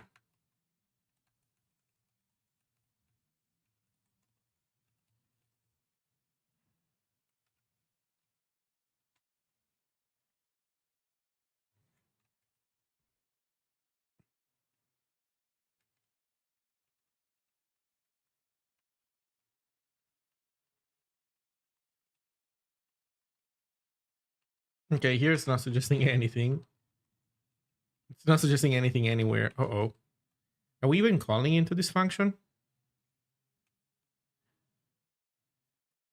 Yes. For picture, we are doing completions. Okay, so we're doing something wrong?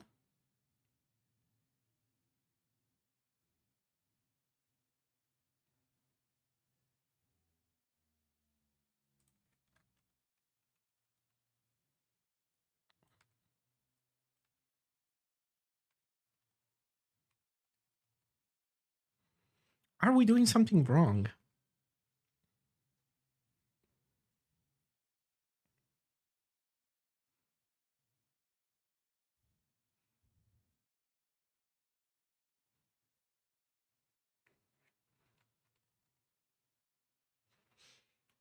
Are we doing something wrong?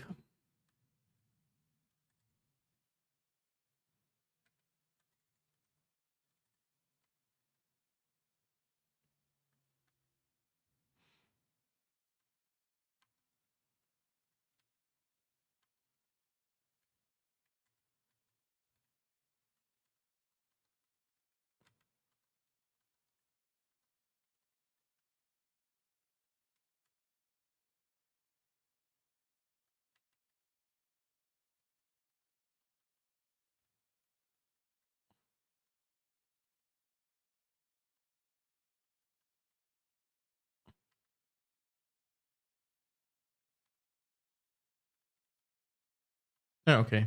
So source, nothing, source or image, only source or image. Okay. So we have the autocomplete. Um,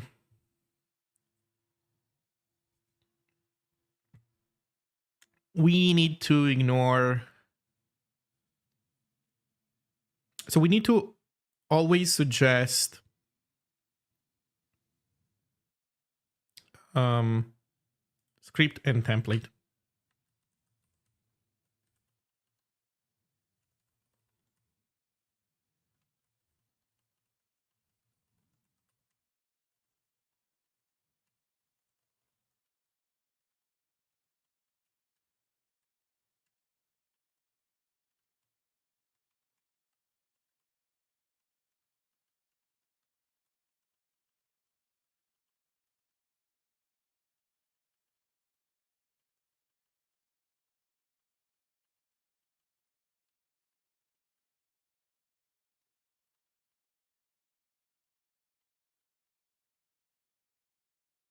So there we go, because these are always allowed.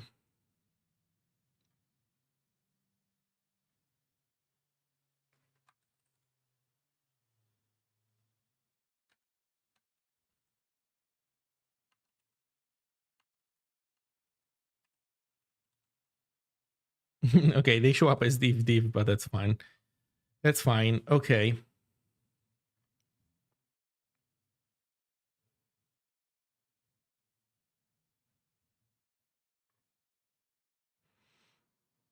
Okay, so completion is implemented. I think we have done this 100% now. Picture is done.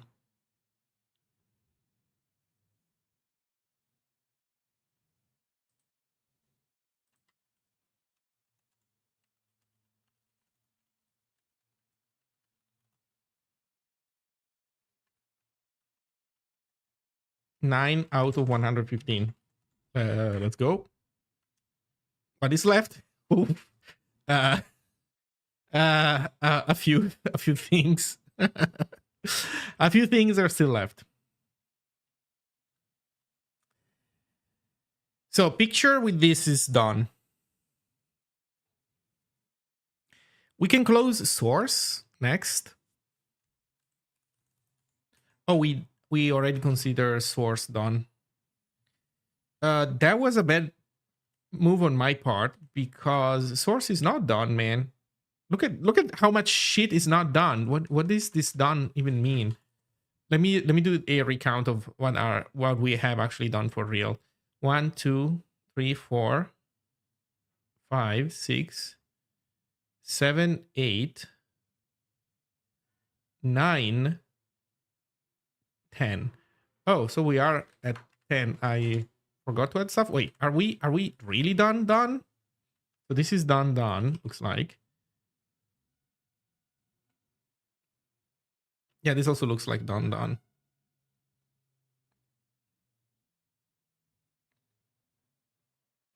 Although I think that this guy can also allow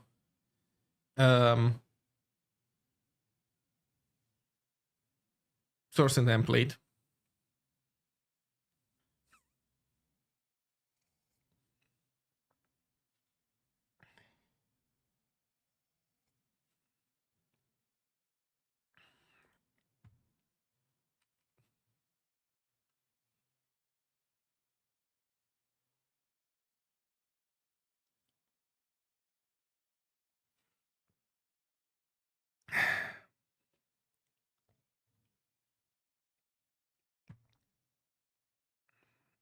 Maybe you should double check.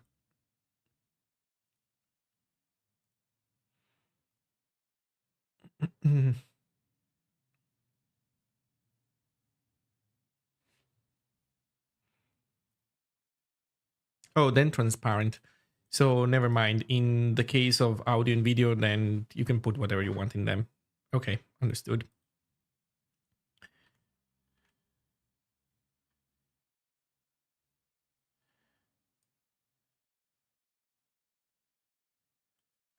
That does mean that we're not suggesting well, you know what? It's fine. Let's go back to picture. Let's reread how picture works one last time.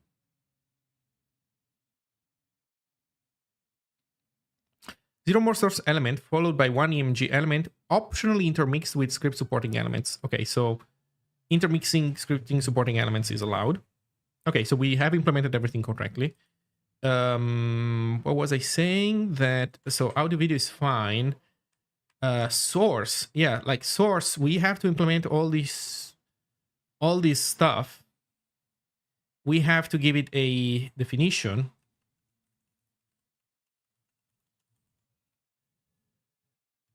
So yeah, there's still work to do to complete source. Okay, so what we do now is complete source, and then EMG, I guess. Yeah. Okay.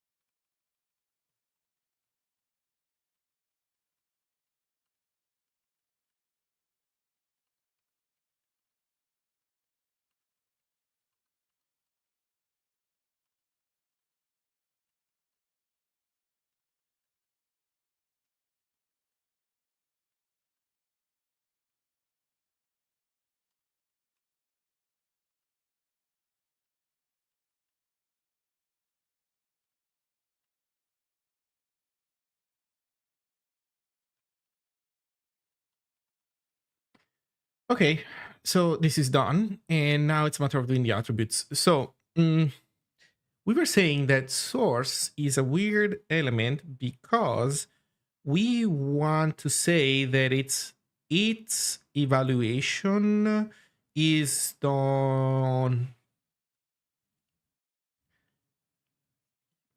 Validation of its attributes is done after the fact by the later stage of evaluation. So how do we do this?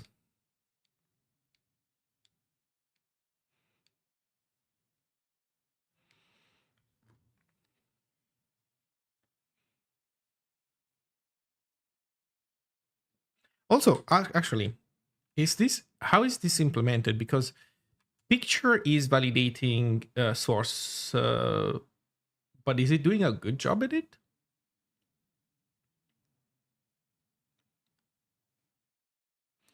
So picture, let's see.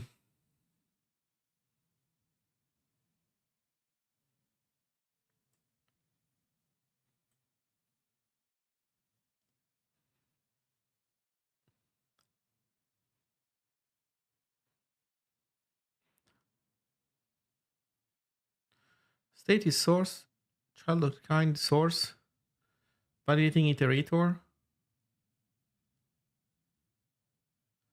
Right. Oh man, look at this. Kind of an important detail, huh? So source set has its own validation.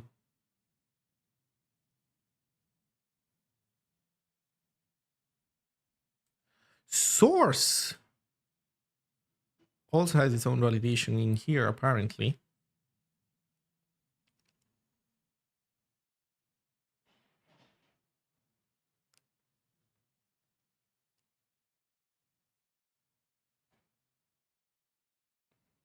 Then sizes.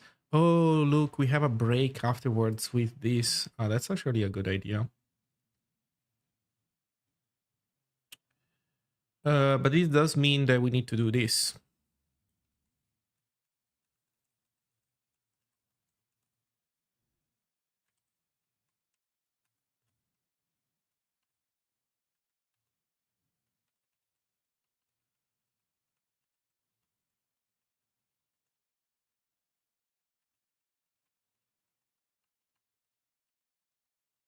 So there we go. So now we are calling validation on these attributes for source. So this is now a URL.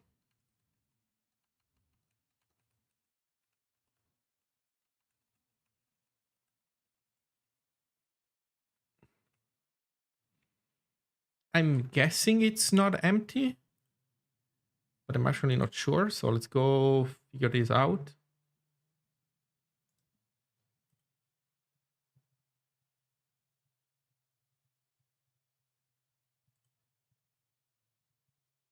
Not empty, yes.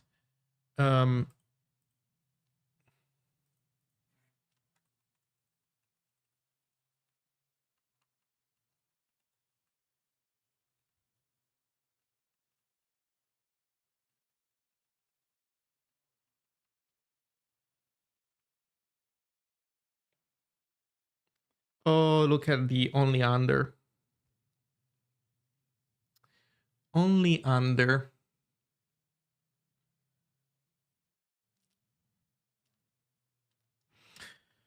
Right. What about all these cutesy things that I added, like only under? The idea being that we do not, that attribute is not taken into consideration unless we are in that situation. Is that good or not? Is that good or not?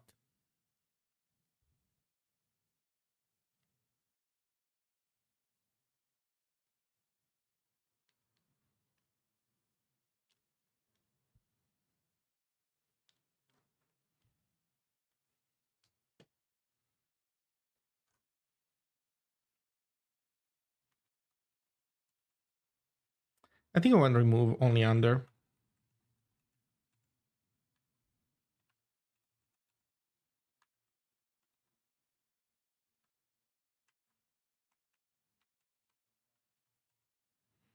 There's also required. Okay, let me just comment this stuff out just to see what happens. Oh, required is true?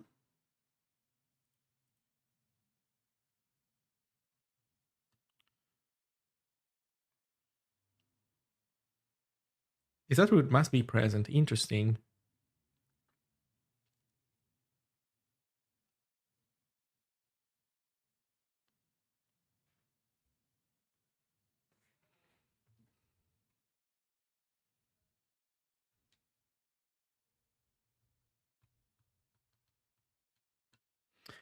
So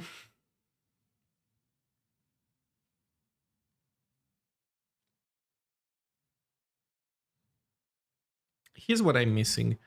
I'm missing the part where we make sure to not validate any attribute on tree construction. So this is also another concept that we don't care about, I think.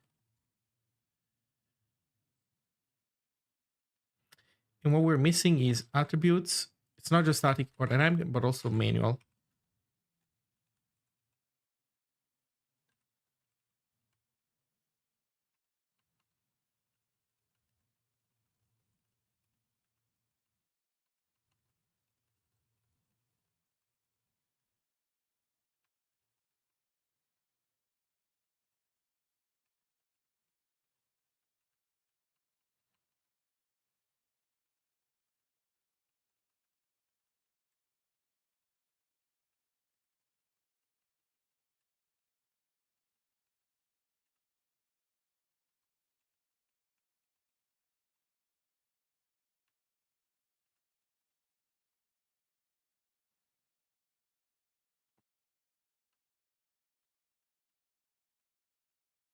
Manual. So that means that we are not gonna have anything called this thing. Perfect. So we don't do this anymore like this. But now we need to look into AST because that's where we were previously. Actually, it's not in here. It's in. I think element is basically doing this work for us. Yes, element has validated attributes. And for manual, what do we do? Basically, for manual, we don't want to really do any validation.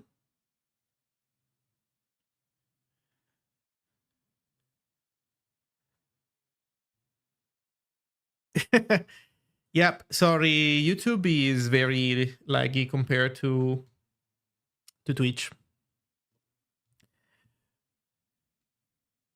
Okay, so there's a design question now. What, for example, if there is a duplicate attribute? Well, are we using the AIT? We are using the AIT, right? Inside of picture. Yeah, we are using the AIT. We don't have to, but we do. We should. Actually, no, we don't have to, but. So that means that in here, basically, I guess we just want to return at this point, return element dot model. That's it.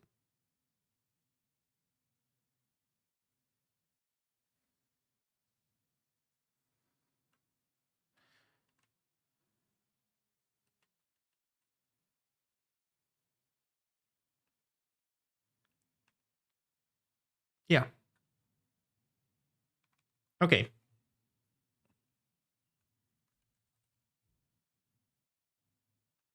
Oh, you two are seeing this? What the heck? You're not the only one. Apparently, there's a bunch of people getting this error. I don't know what to tell you. It's not me. It's Twitch. You're not the first person to point this out today. I don't know what's going on.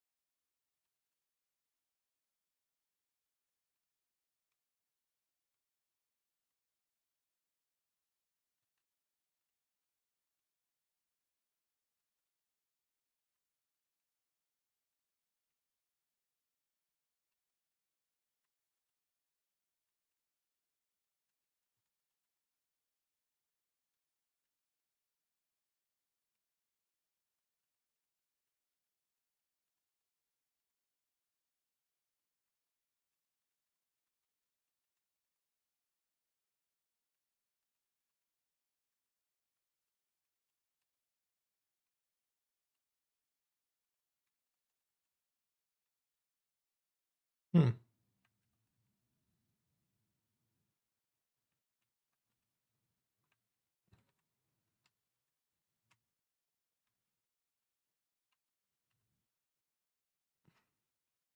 Okay, so validation is indeed happening.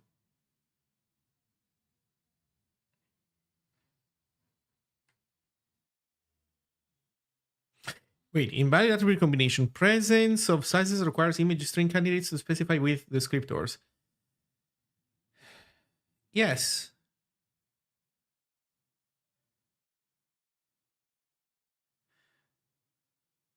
But we do have those.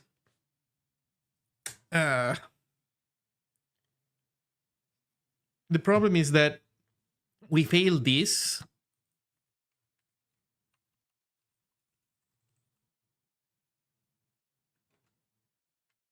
The problem is that failing this URL check causes us to fail to recognize this 1W.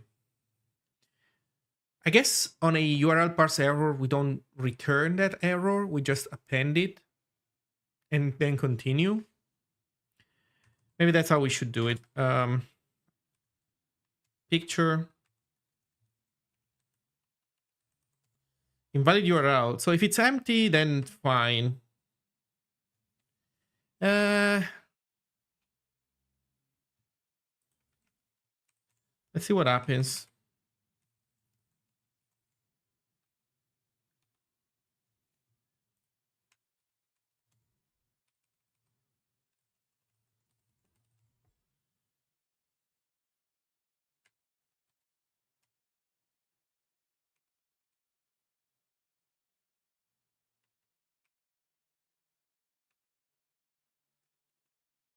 Here we go. Yeah, okay, this is better behavior. Okay. So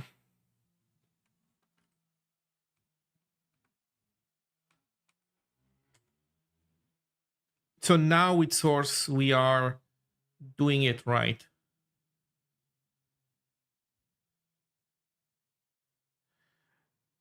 Specifies the URL of the media resource. Specifies the meme media type, optionally including a codecs parameter. There's one thing that I haven't implemented in meme. I guess I'm gonna go do that next. So we can close meme also, finally.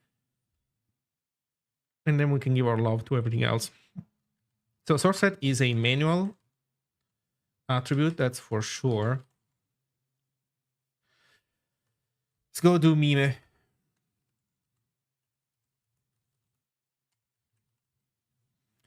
So validate meme has one last thing that I think is missing, where subtype,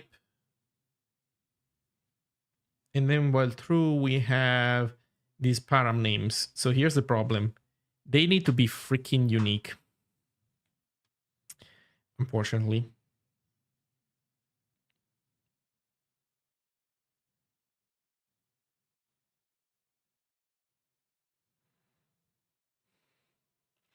So we don't care about param value, we don't care about the quotes, but we care about param names.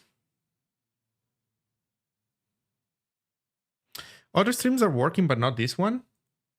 Man, I swear to God, I don't know why this is behaving weirdly.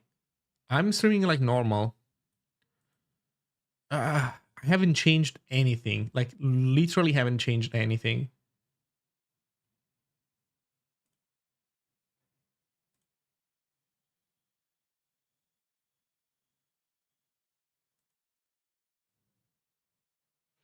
The only thing that I don't have enabled is enhanced broadcasting. So I don't know what to do about it.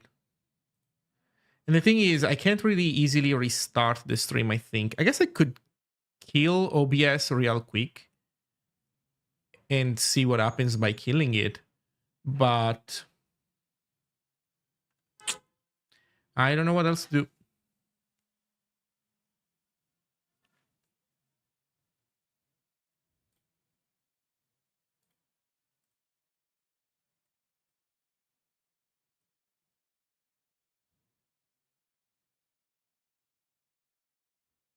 I'm also not streaming at a particularly high bit rate.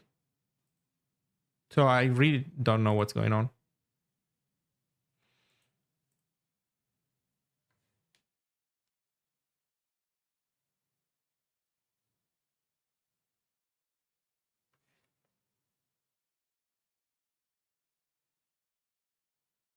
On mobile, only audio is working. Jesus Christ. Okay, let me try to restart OBS. We'll see what happens. I'll be right back.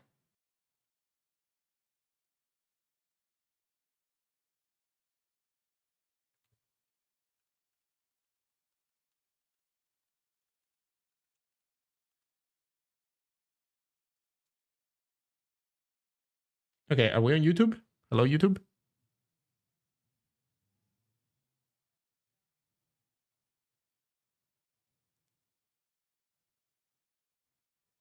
Yeah. So on YouTube, we are fine.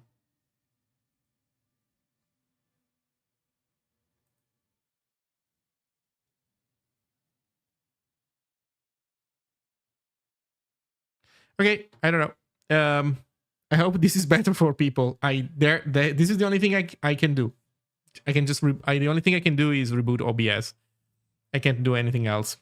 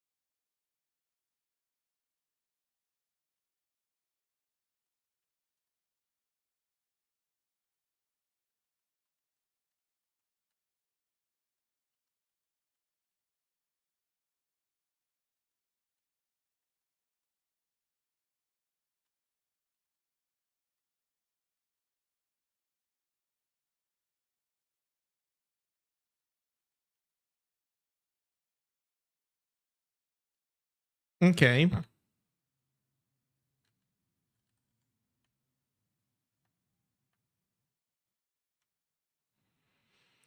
So we now should be detecting duplicate meme values. I don't remember where do we even put meme? I think it was in audio video.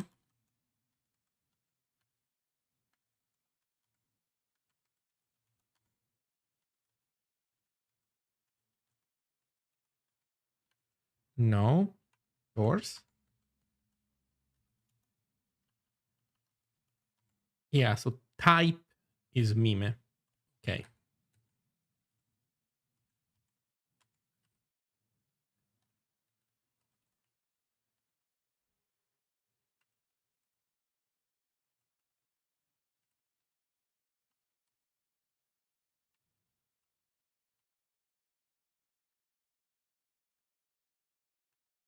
In meme video.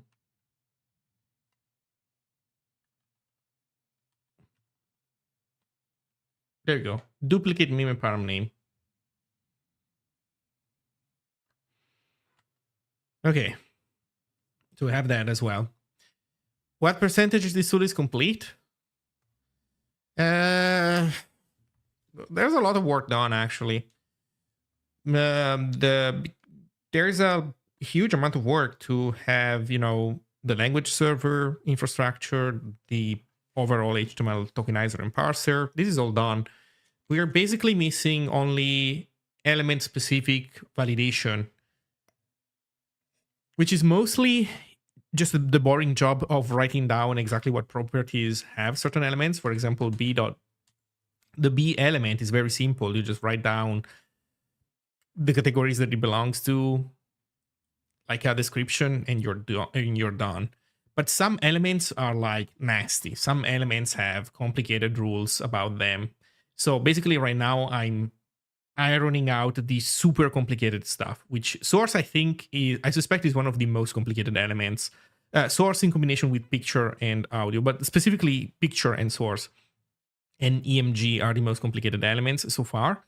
So those are taking a while, but there's a long list of elements that are like very simple. Probably it would take me, I don't know, half an hour to get to 60 out of 115 if I only did the easy ones, right? Only did the easy ones and then just skip the hard ones. But I'm doing them in order, more or less. So I'm not skipping just to get the easy stuff out of the way first. So because of that, you'll see me make slower progress, but I'm making it. So it shouldn't take long before we're done. I think. I hope. Jesus. I hope. Okay, so this is done. So these guys are fine. Media. What is media? Let's go take a look at media. So source element, media. If present, the value must contain a valid media query list. Right. These guys, we also don't know how to parse because this requires CSS. So we're leaving them as, so let's leave it as not empty for now. But this is a to do because this requires,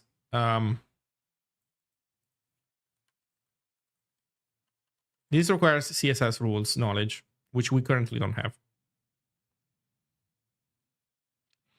I didn't necessarily start with the hard ones. I started with the letter A, and that got us into audio, which got us into source. So it's kind of like a dependency chain that got us here.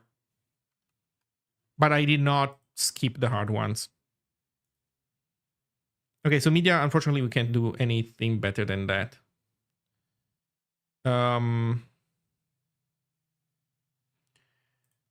Source set needs a description, but other than that, it's manual. And we can say validated by picture.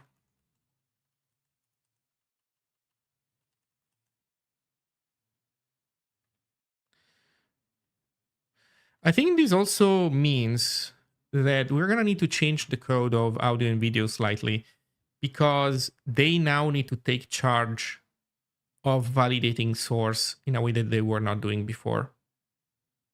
Because they didn't have to. The rules for validating source in their case were simpler, but in our case, it's more complicated. So that's going to be the next thing that we need to do after we're done here. Source set. Let's see what MDN has to say about source set.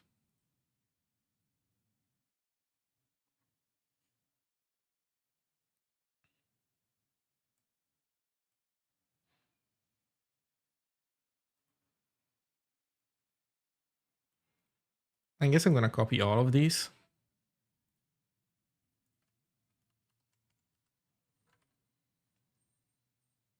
Whew, what an adventure.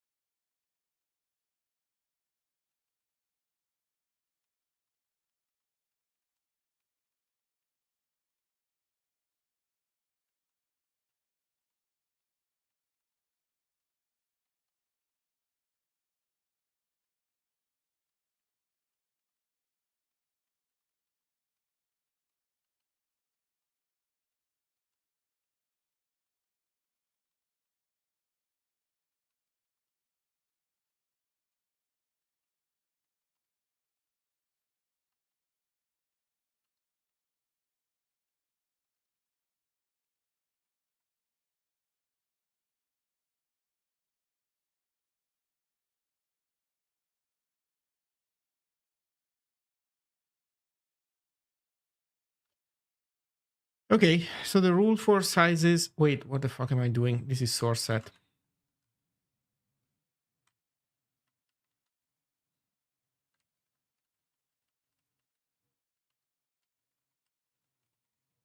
There we go.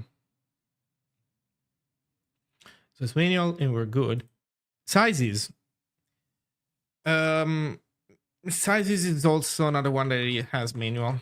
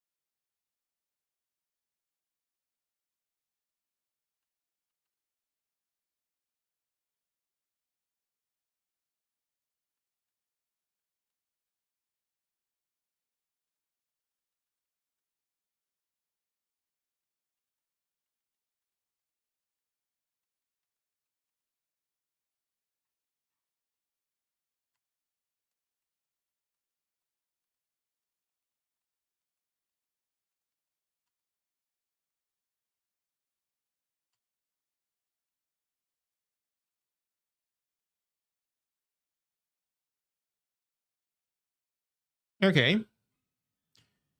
So only width and height remain.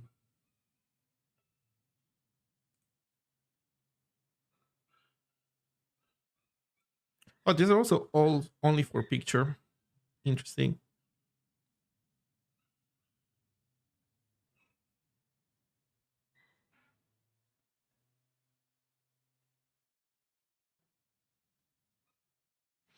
We need a callback for suggesting attributes then, and that callback needs to do some work, I guess. Um, Holy shit. Okay, let's look at width and height.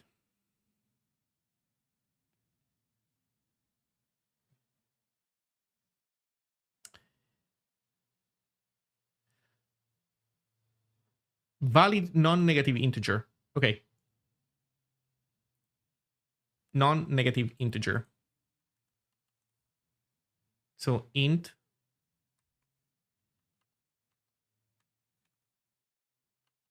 I don't know. What do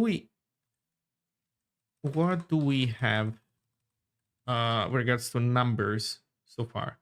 Nothing.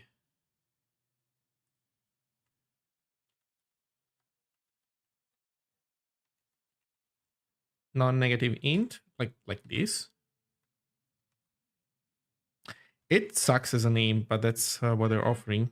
And it's not positive because it also includes 0. So that's why they say non-negative. But not neg, non-neg.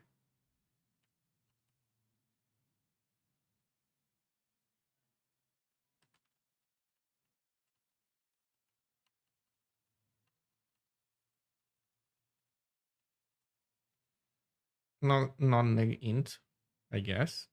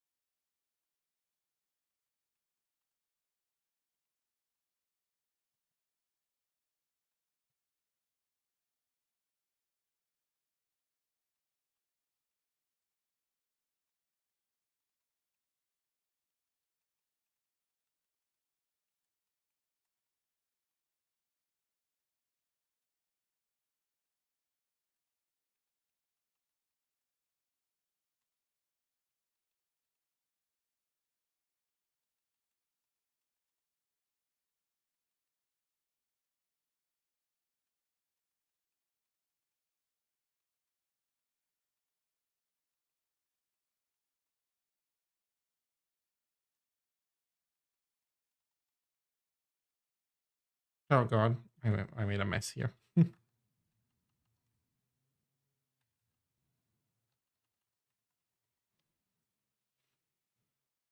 Okay, so with this we have completed source for real.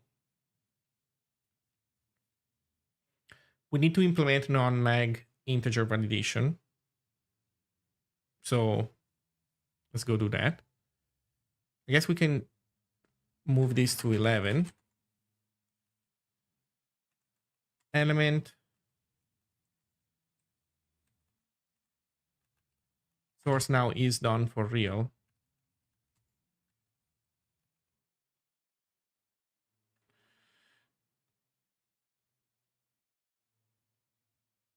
Ooh.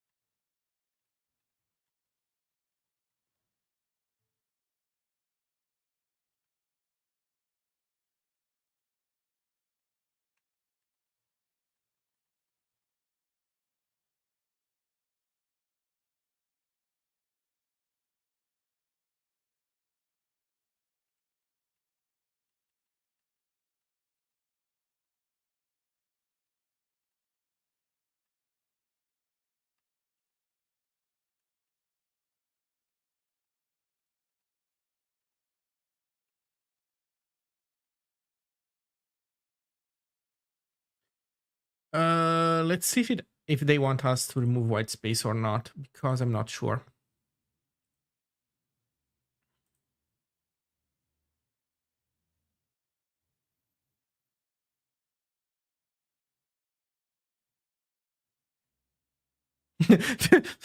Okay, yeah, like me. Okay, skip white space.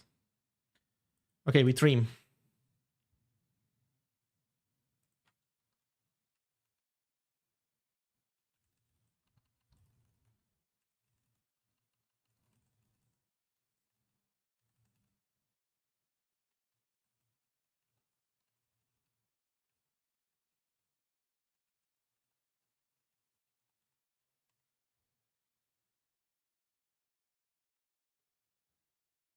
I've already written the number validation somewhere. Where did I write number validation?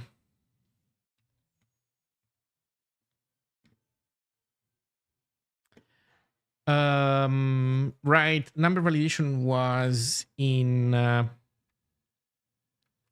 picture parse int. This is where I did this. It's something along these lines.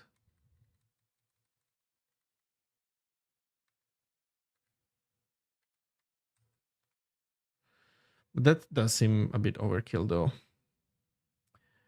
In any case, if cd.fmt.parse int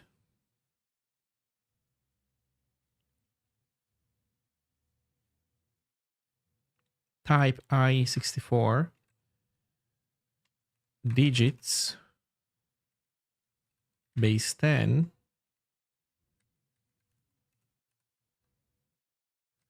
and then might return an error. Actually, it might succeed. Else, this is the error case. So in the success case, we also need to look at the number. We need to say if num is lower than 0,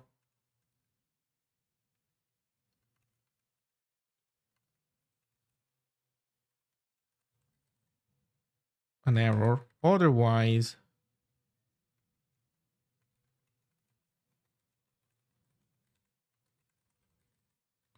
yeah, in the other case, I needed something more complicated because I could have like a missing component, but in this case, we just don't do that. We could have a check that if length is 0, then we complain. But I think we can make it the same complaint.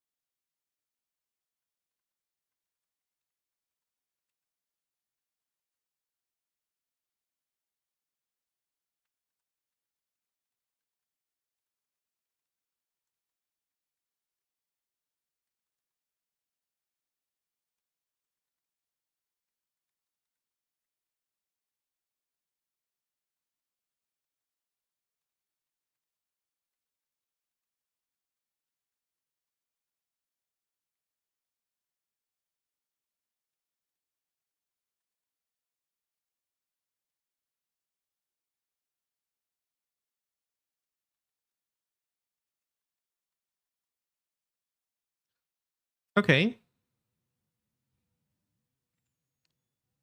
So this seems it.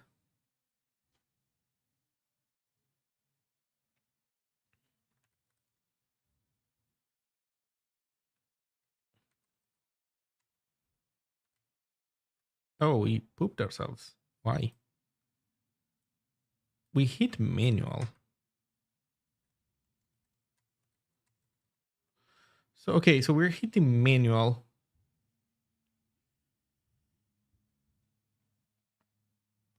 I think it might be sizes. How does the LSP get distributed in an extension? Is it downloaded separately by the plugin or is it compiled into something like WASM? It depends on the editor. When it comes to Helix, neither. Helix expects to find super HTML in path.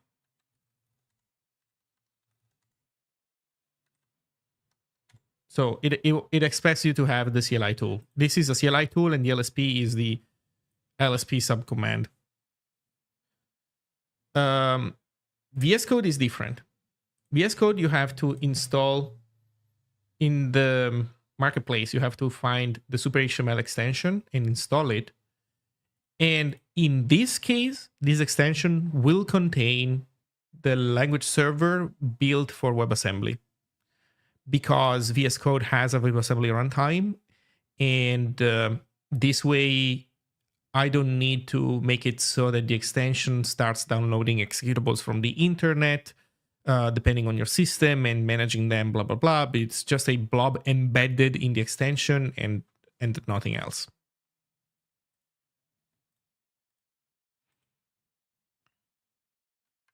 Okay, we are hitting a we're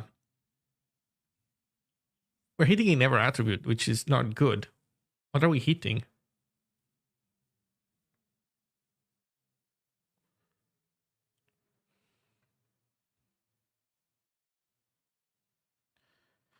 Okay, let me start from scratch. So source has manual attributes, so we should not be invoking that. But something is looping over our elements and invoking a manual thing. So maybe it's picture. So picture is doing manual validation of our source elements. And it is invoking its validators, the validators of its attributes.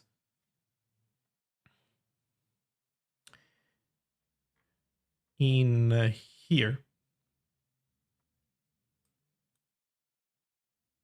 And yeah, look, at sizes, we're not skipping sizes.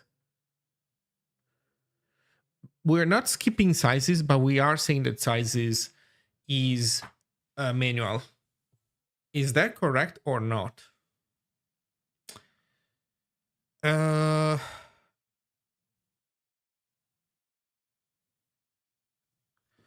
So the answer is that this depends on sizes of image is peculiar, yes. But sizes of source is not a problem. So let's go to source sizes and we say that rule is any. And this is actually a to do.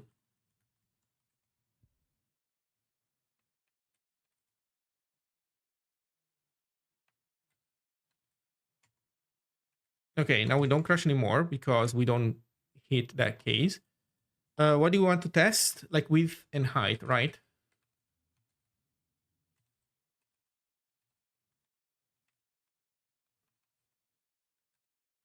There we go. Invalid non-negative integer. Integer must be non-negative. Perfect. So we are parsing this correctly. Apparently 0.4 is fine. Well, for now, we'll accept that. Okay, so sizes is done, width is done, height is done, non-negative integer parsing is done. Source is done. Source is truly done. Now we need to fix audio and video. Fix audio and video, and we are truly done with this section. Then we have to do image. And after we're free from image, then we probably are going to have some simpler elements to deal with for a while, at least. So this is good. This is good. Let's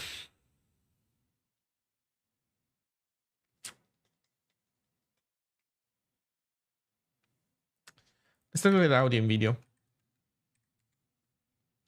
So what is the problem with audio and video? That it has validate content.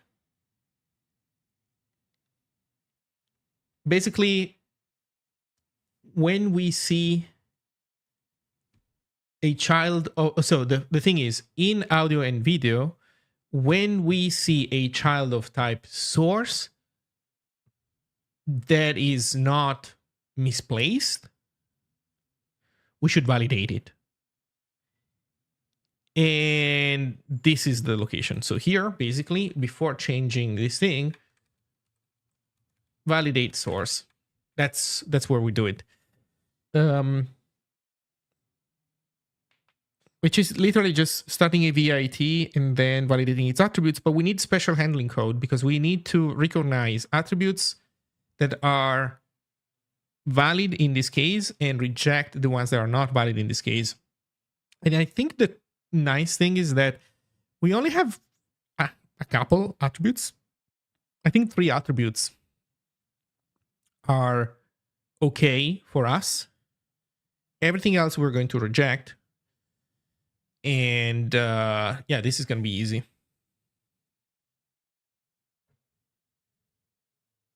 Okay. Give me a sec. I'll be right back. And then we continue doing this. Man, finally out of this slump. Jesus Christ. I'll be right back.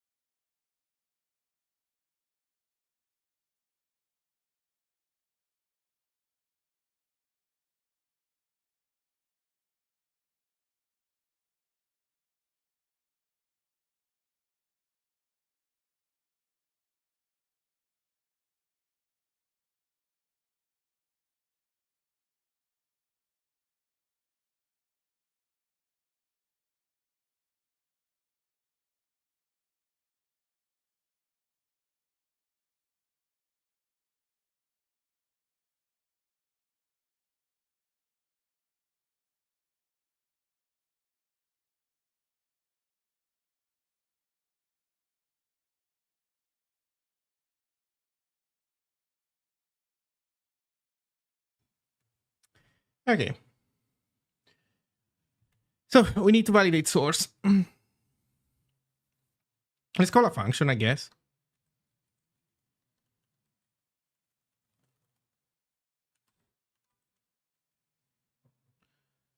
GPA errors child IDX source. What else do we need? Child span. Child span, child index. I think this is mostly it.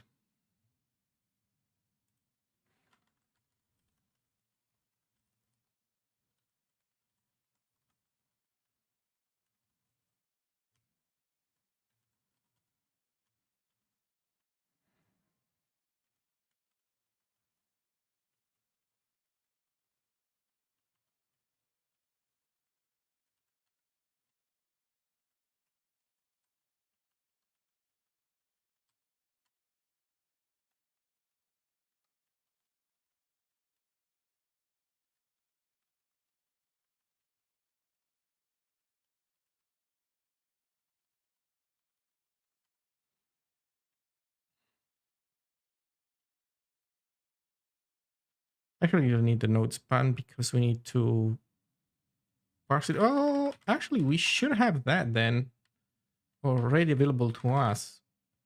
Instead of calling span,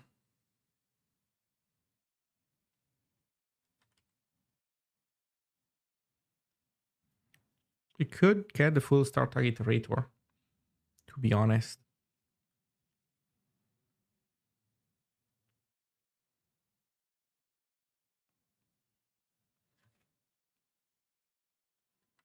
Yeah.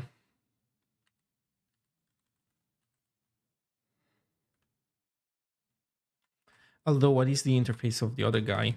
I don't remember.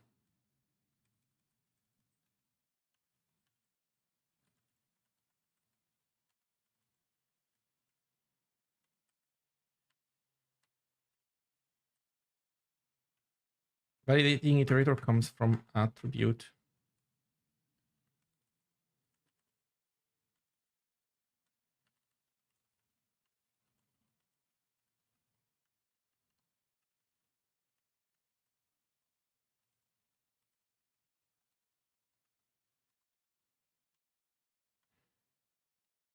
So I want seen authors, which we should provide.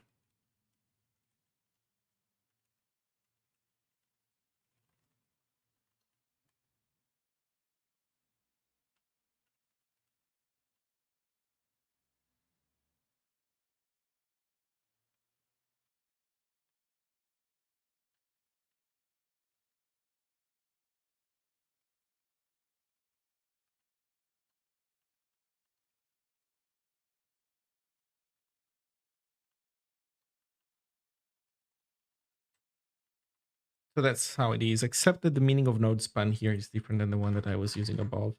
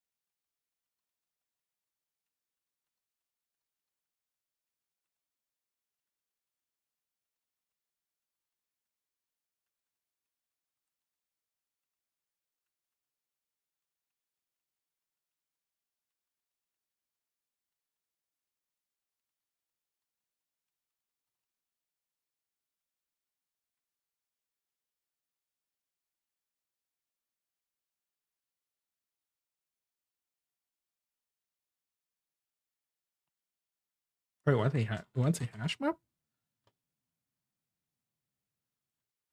Okay.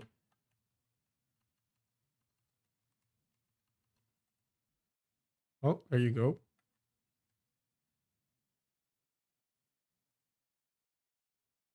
Oh, no, okay.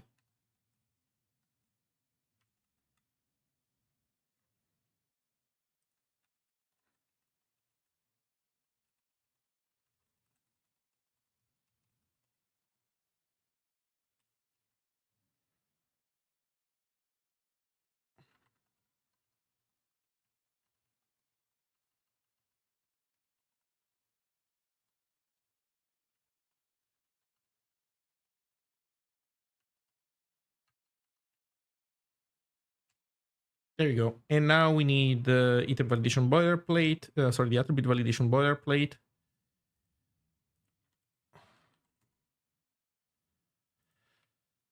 Which we can go grab from picture.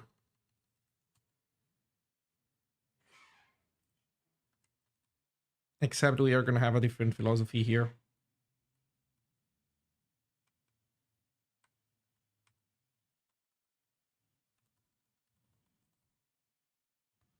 Okay, let's see how this is going to work.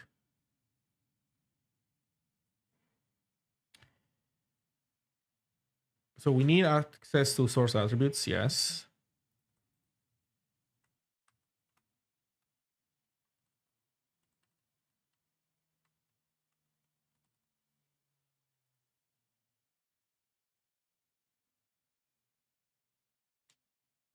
Oh, also,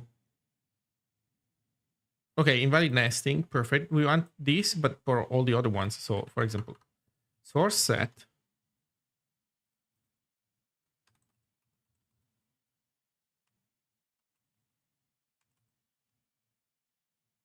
Okay, so var scene source false, false because we're gonna need source. So scene source equals true. Break BLK with oh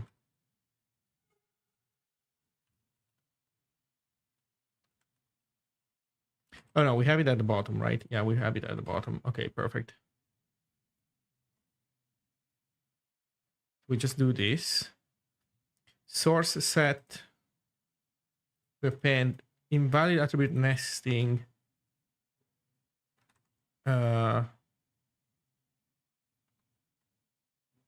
Shit, we don't know what our current parent element is. What do you put in there? You put the right one? Invalid attribute for this element when nested under. Okay. So we need parent kind.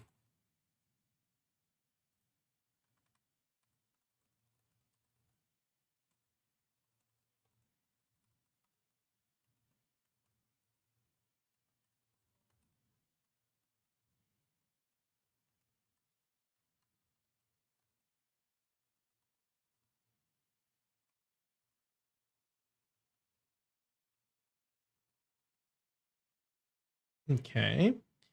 Then we go to where we use it and we pass down parent.kind. There you go. Okay, so we were saying we see source, we write it down. We see source set, we complain. I would say it's source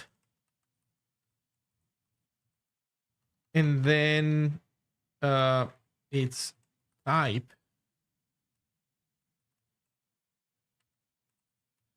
and I don't remember, like something like media. I think these are the three guides that are allowed, and then this is else basically.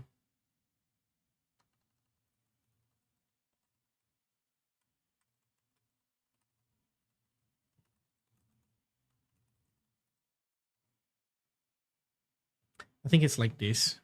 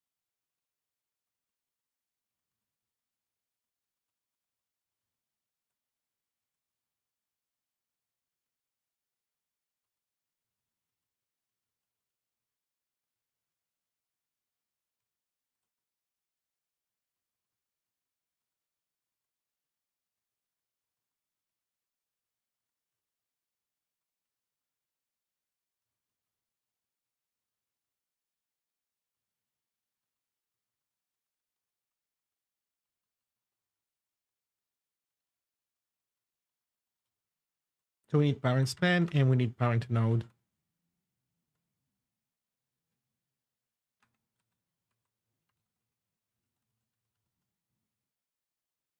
No, the fuck am I doing? It's us.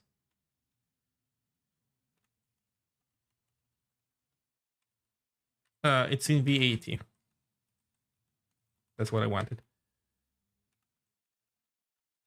There we go. Okay, now we complain if we don't see source. We complain. I think everything is in order now.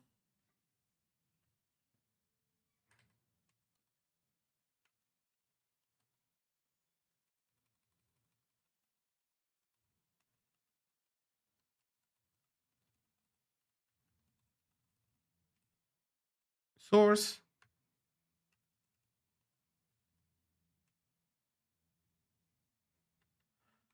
Or maybe not. So why are we complaining about this stuff up here, but we're not doing anything about this stuff down here? Hmm.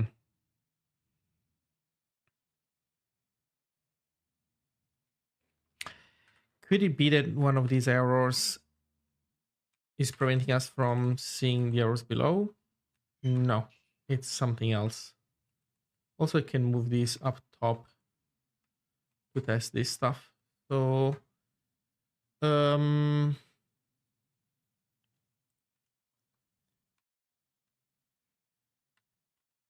validate source.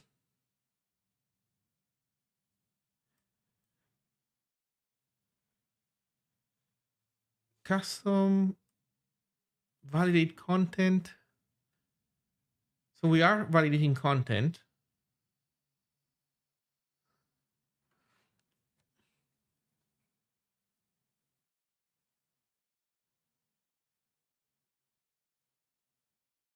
Oh, if child kind of different than source. What am I doing?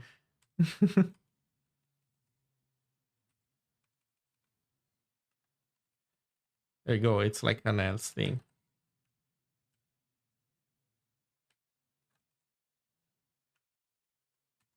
There we go. Invalid attribute for this element when nested under audio.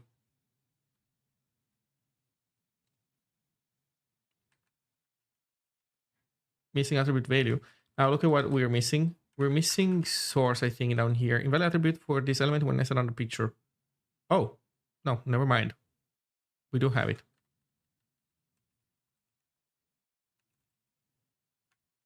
Oh, media made us poop ourselves. Why? Panic. To do. Attribute 262.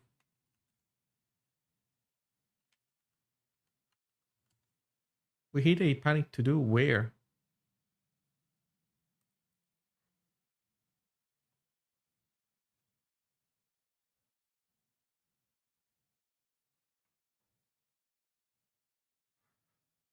Wait, what is this? What is this other case that it's not covered?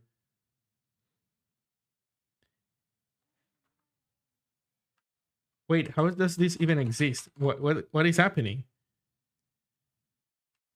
Not empty. Oh.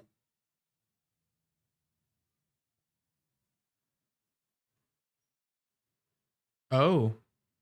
Well, I mean, fair.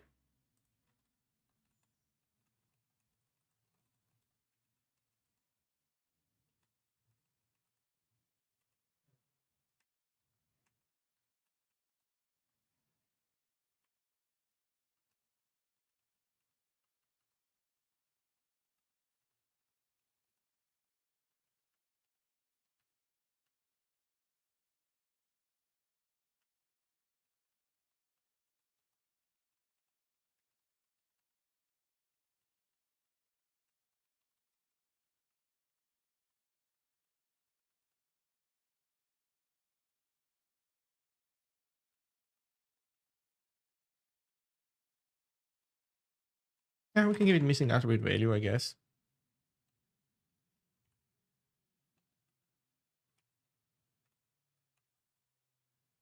Yeah.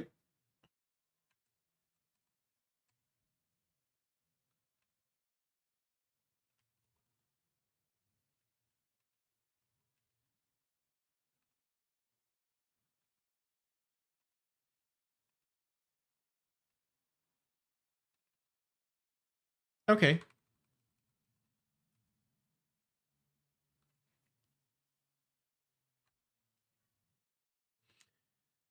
Perfect. So we have this. This is all done correctly. Okay, so the next thing to do would be to do image. Image is void, so it doesn't have any content, but... Oh, wait a second. Wait a second. Attribute auto-suggestions. How are we dealing with those right now?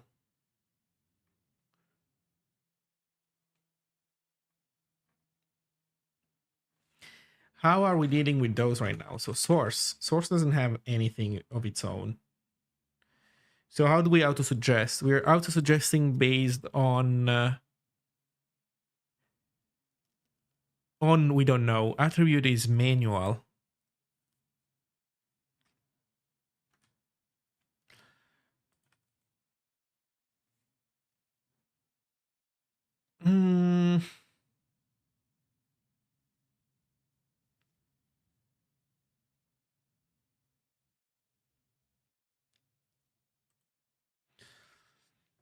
I guess, man.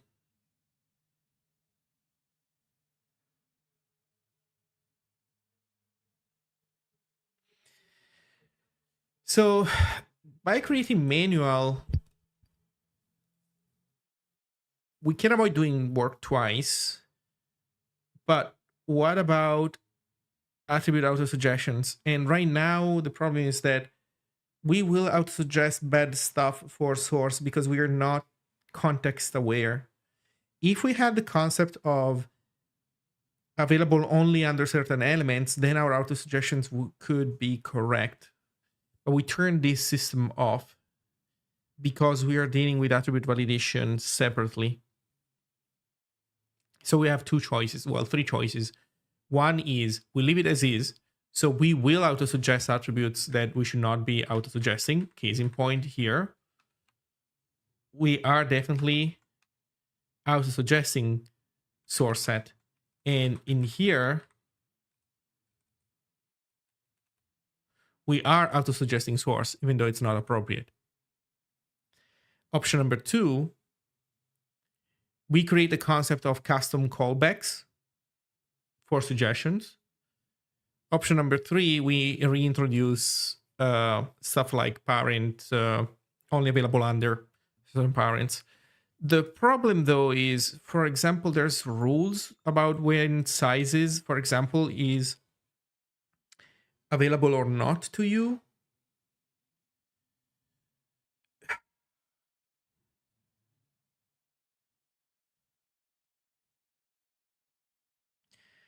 I'm thinking of leaving it as is for now.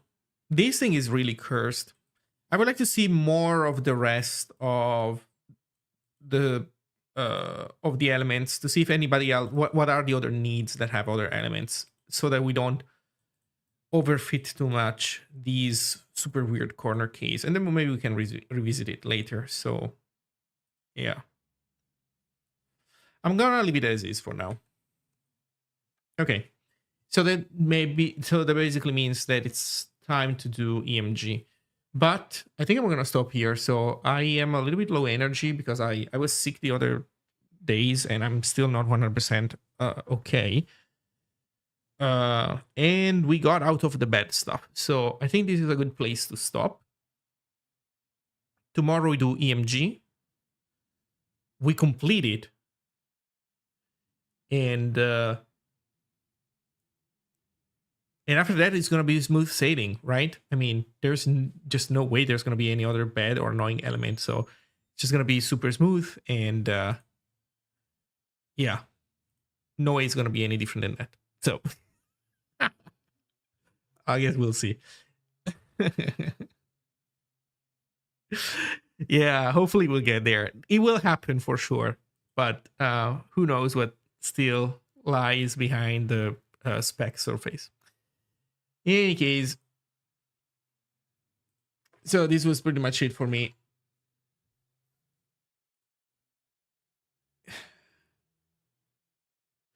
So thank you all. You know what? I'm not even gonna raid. I'm sorry. I'm too tired.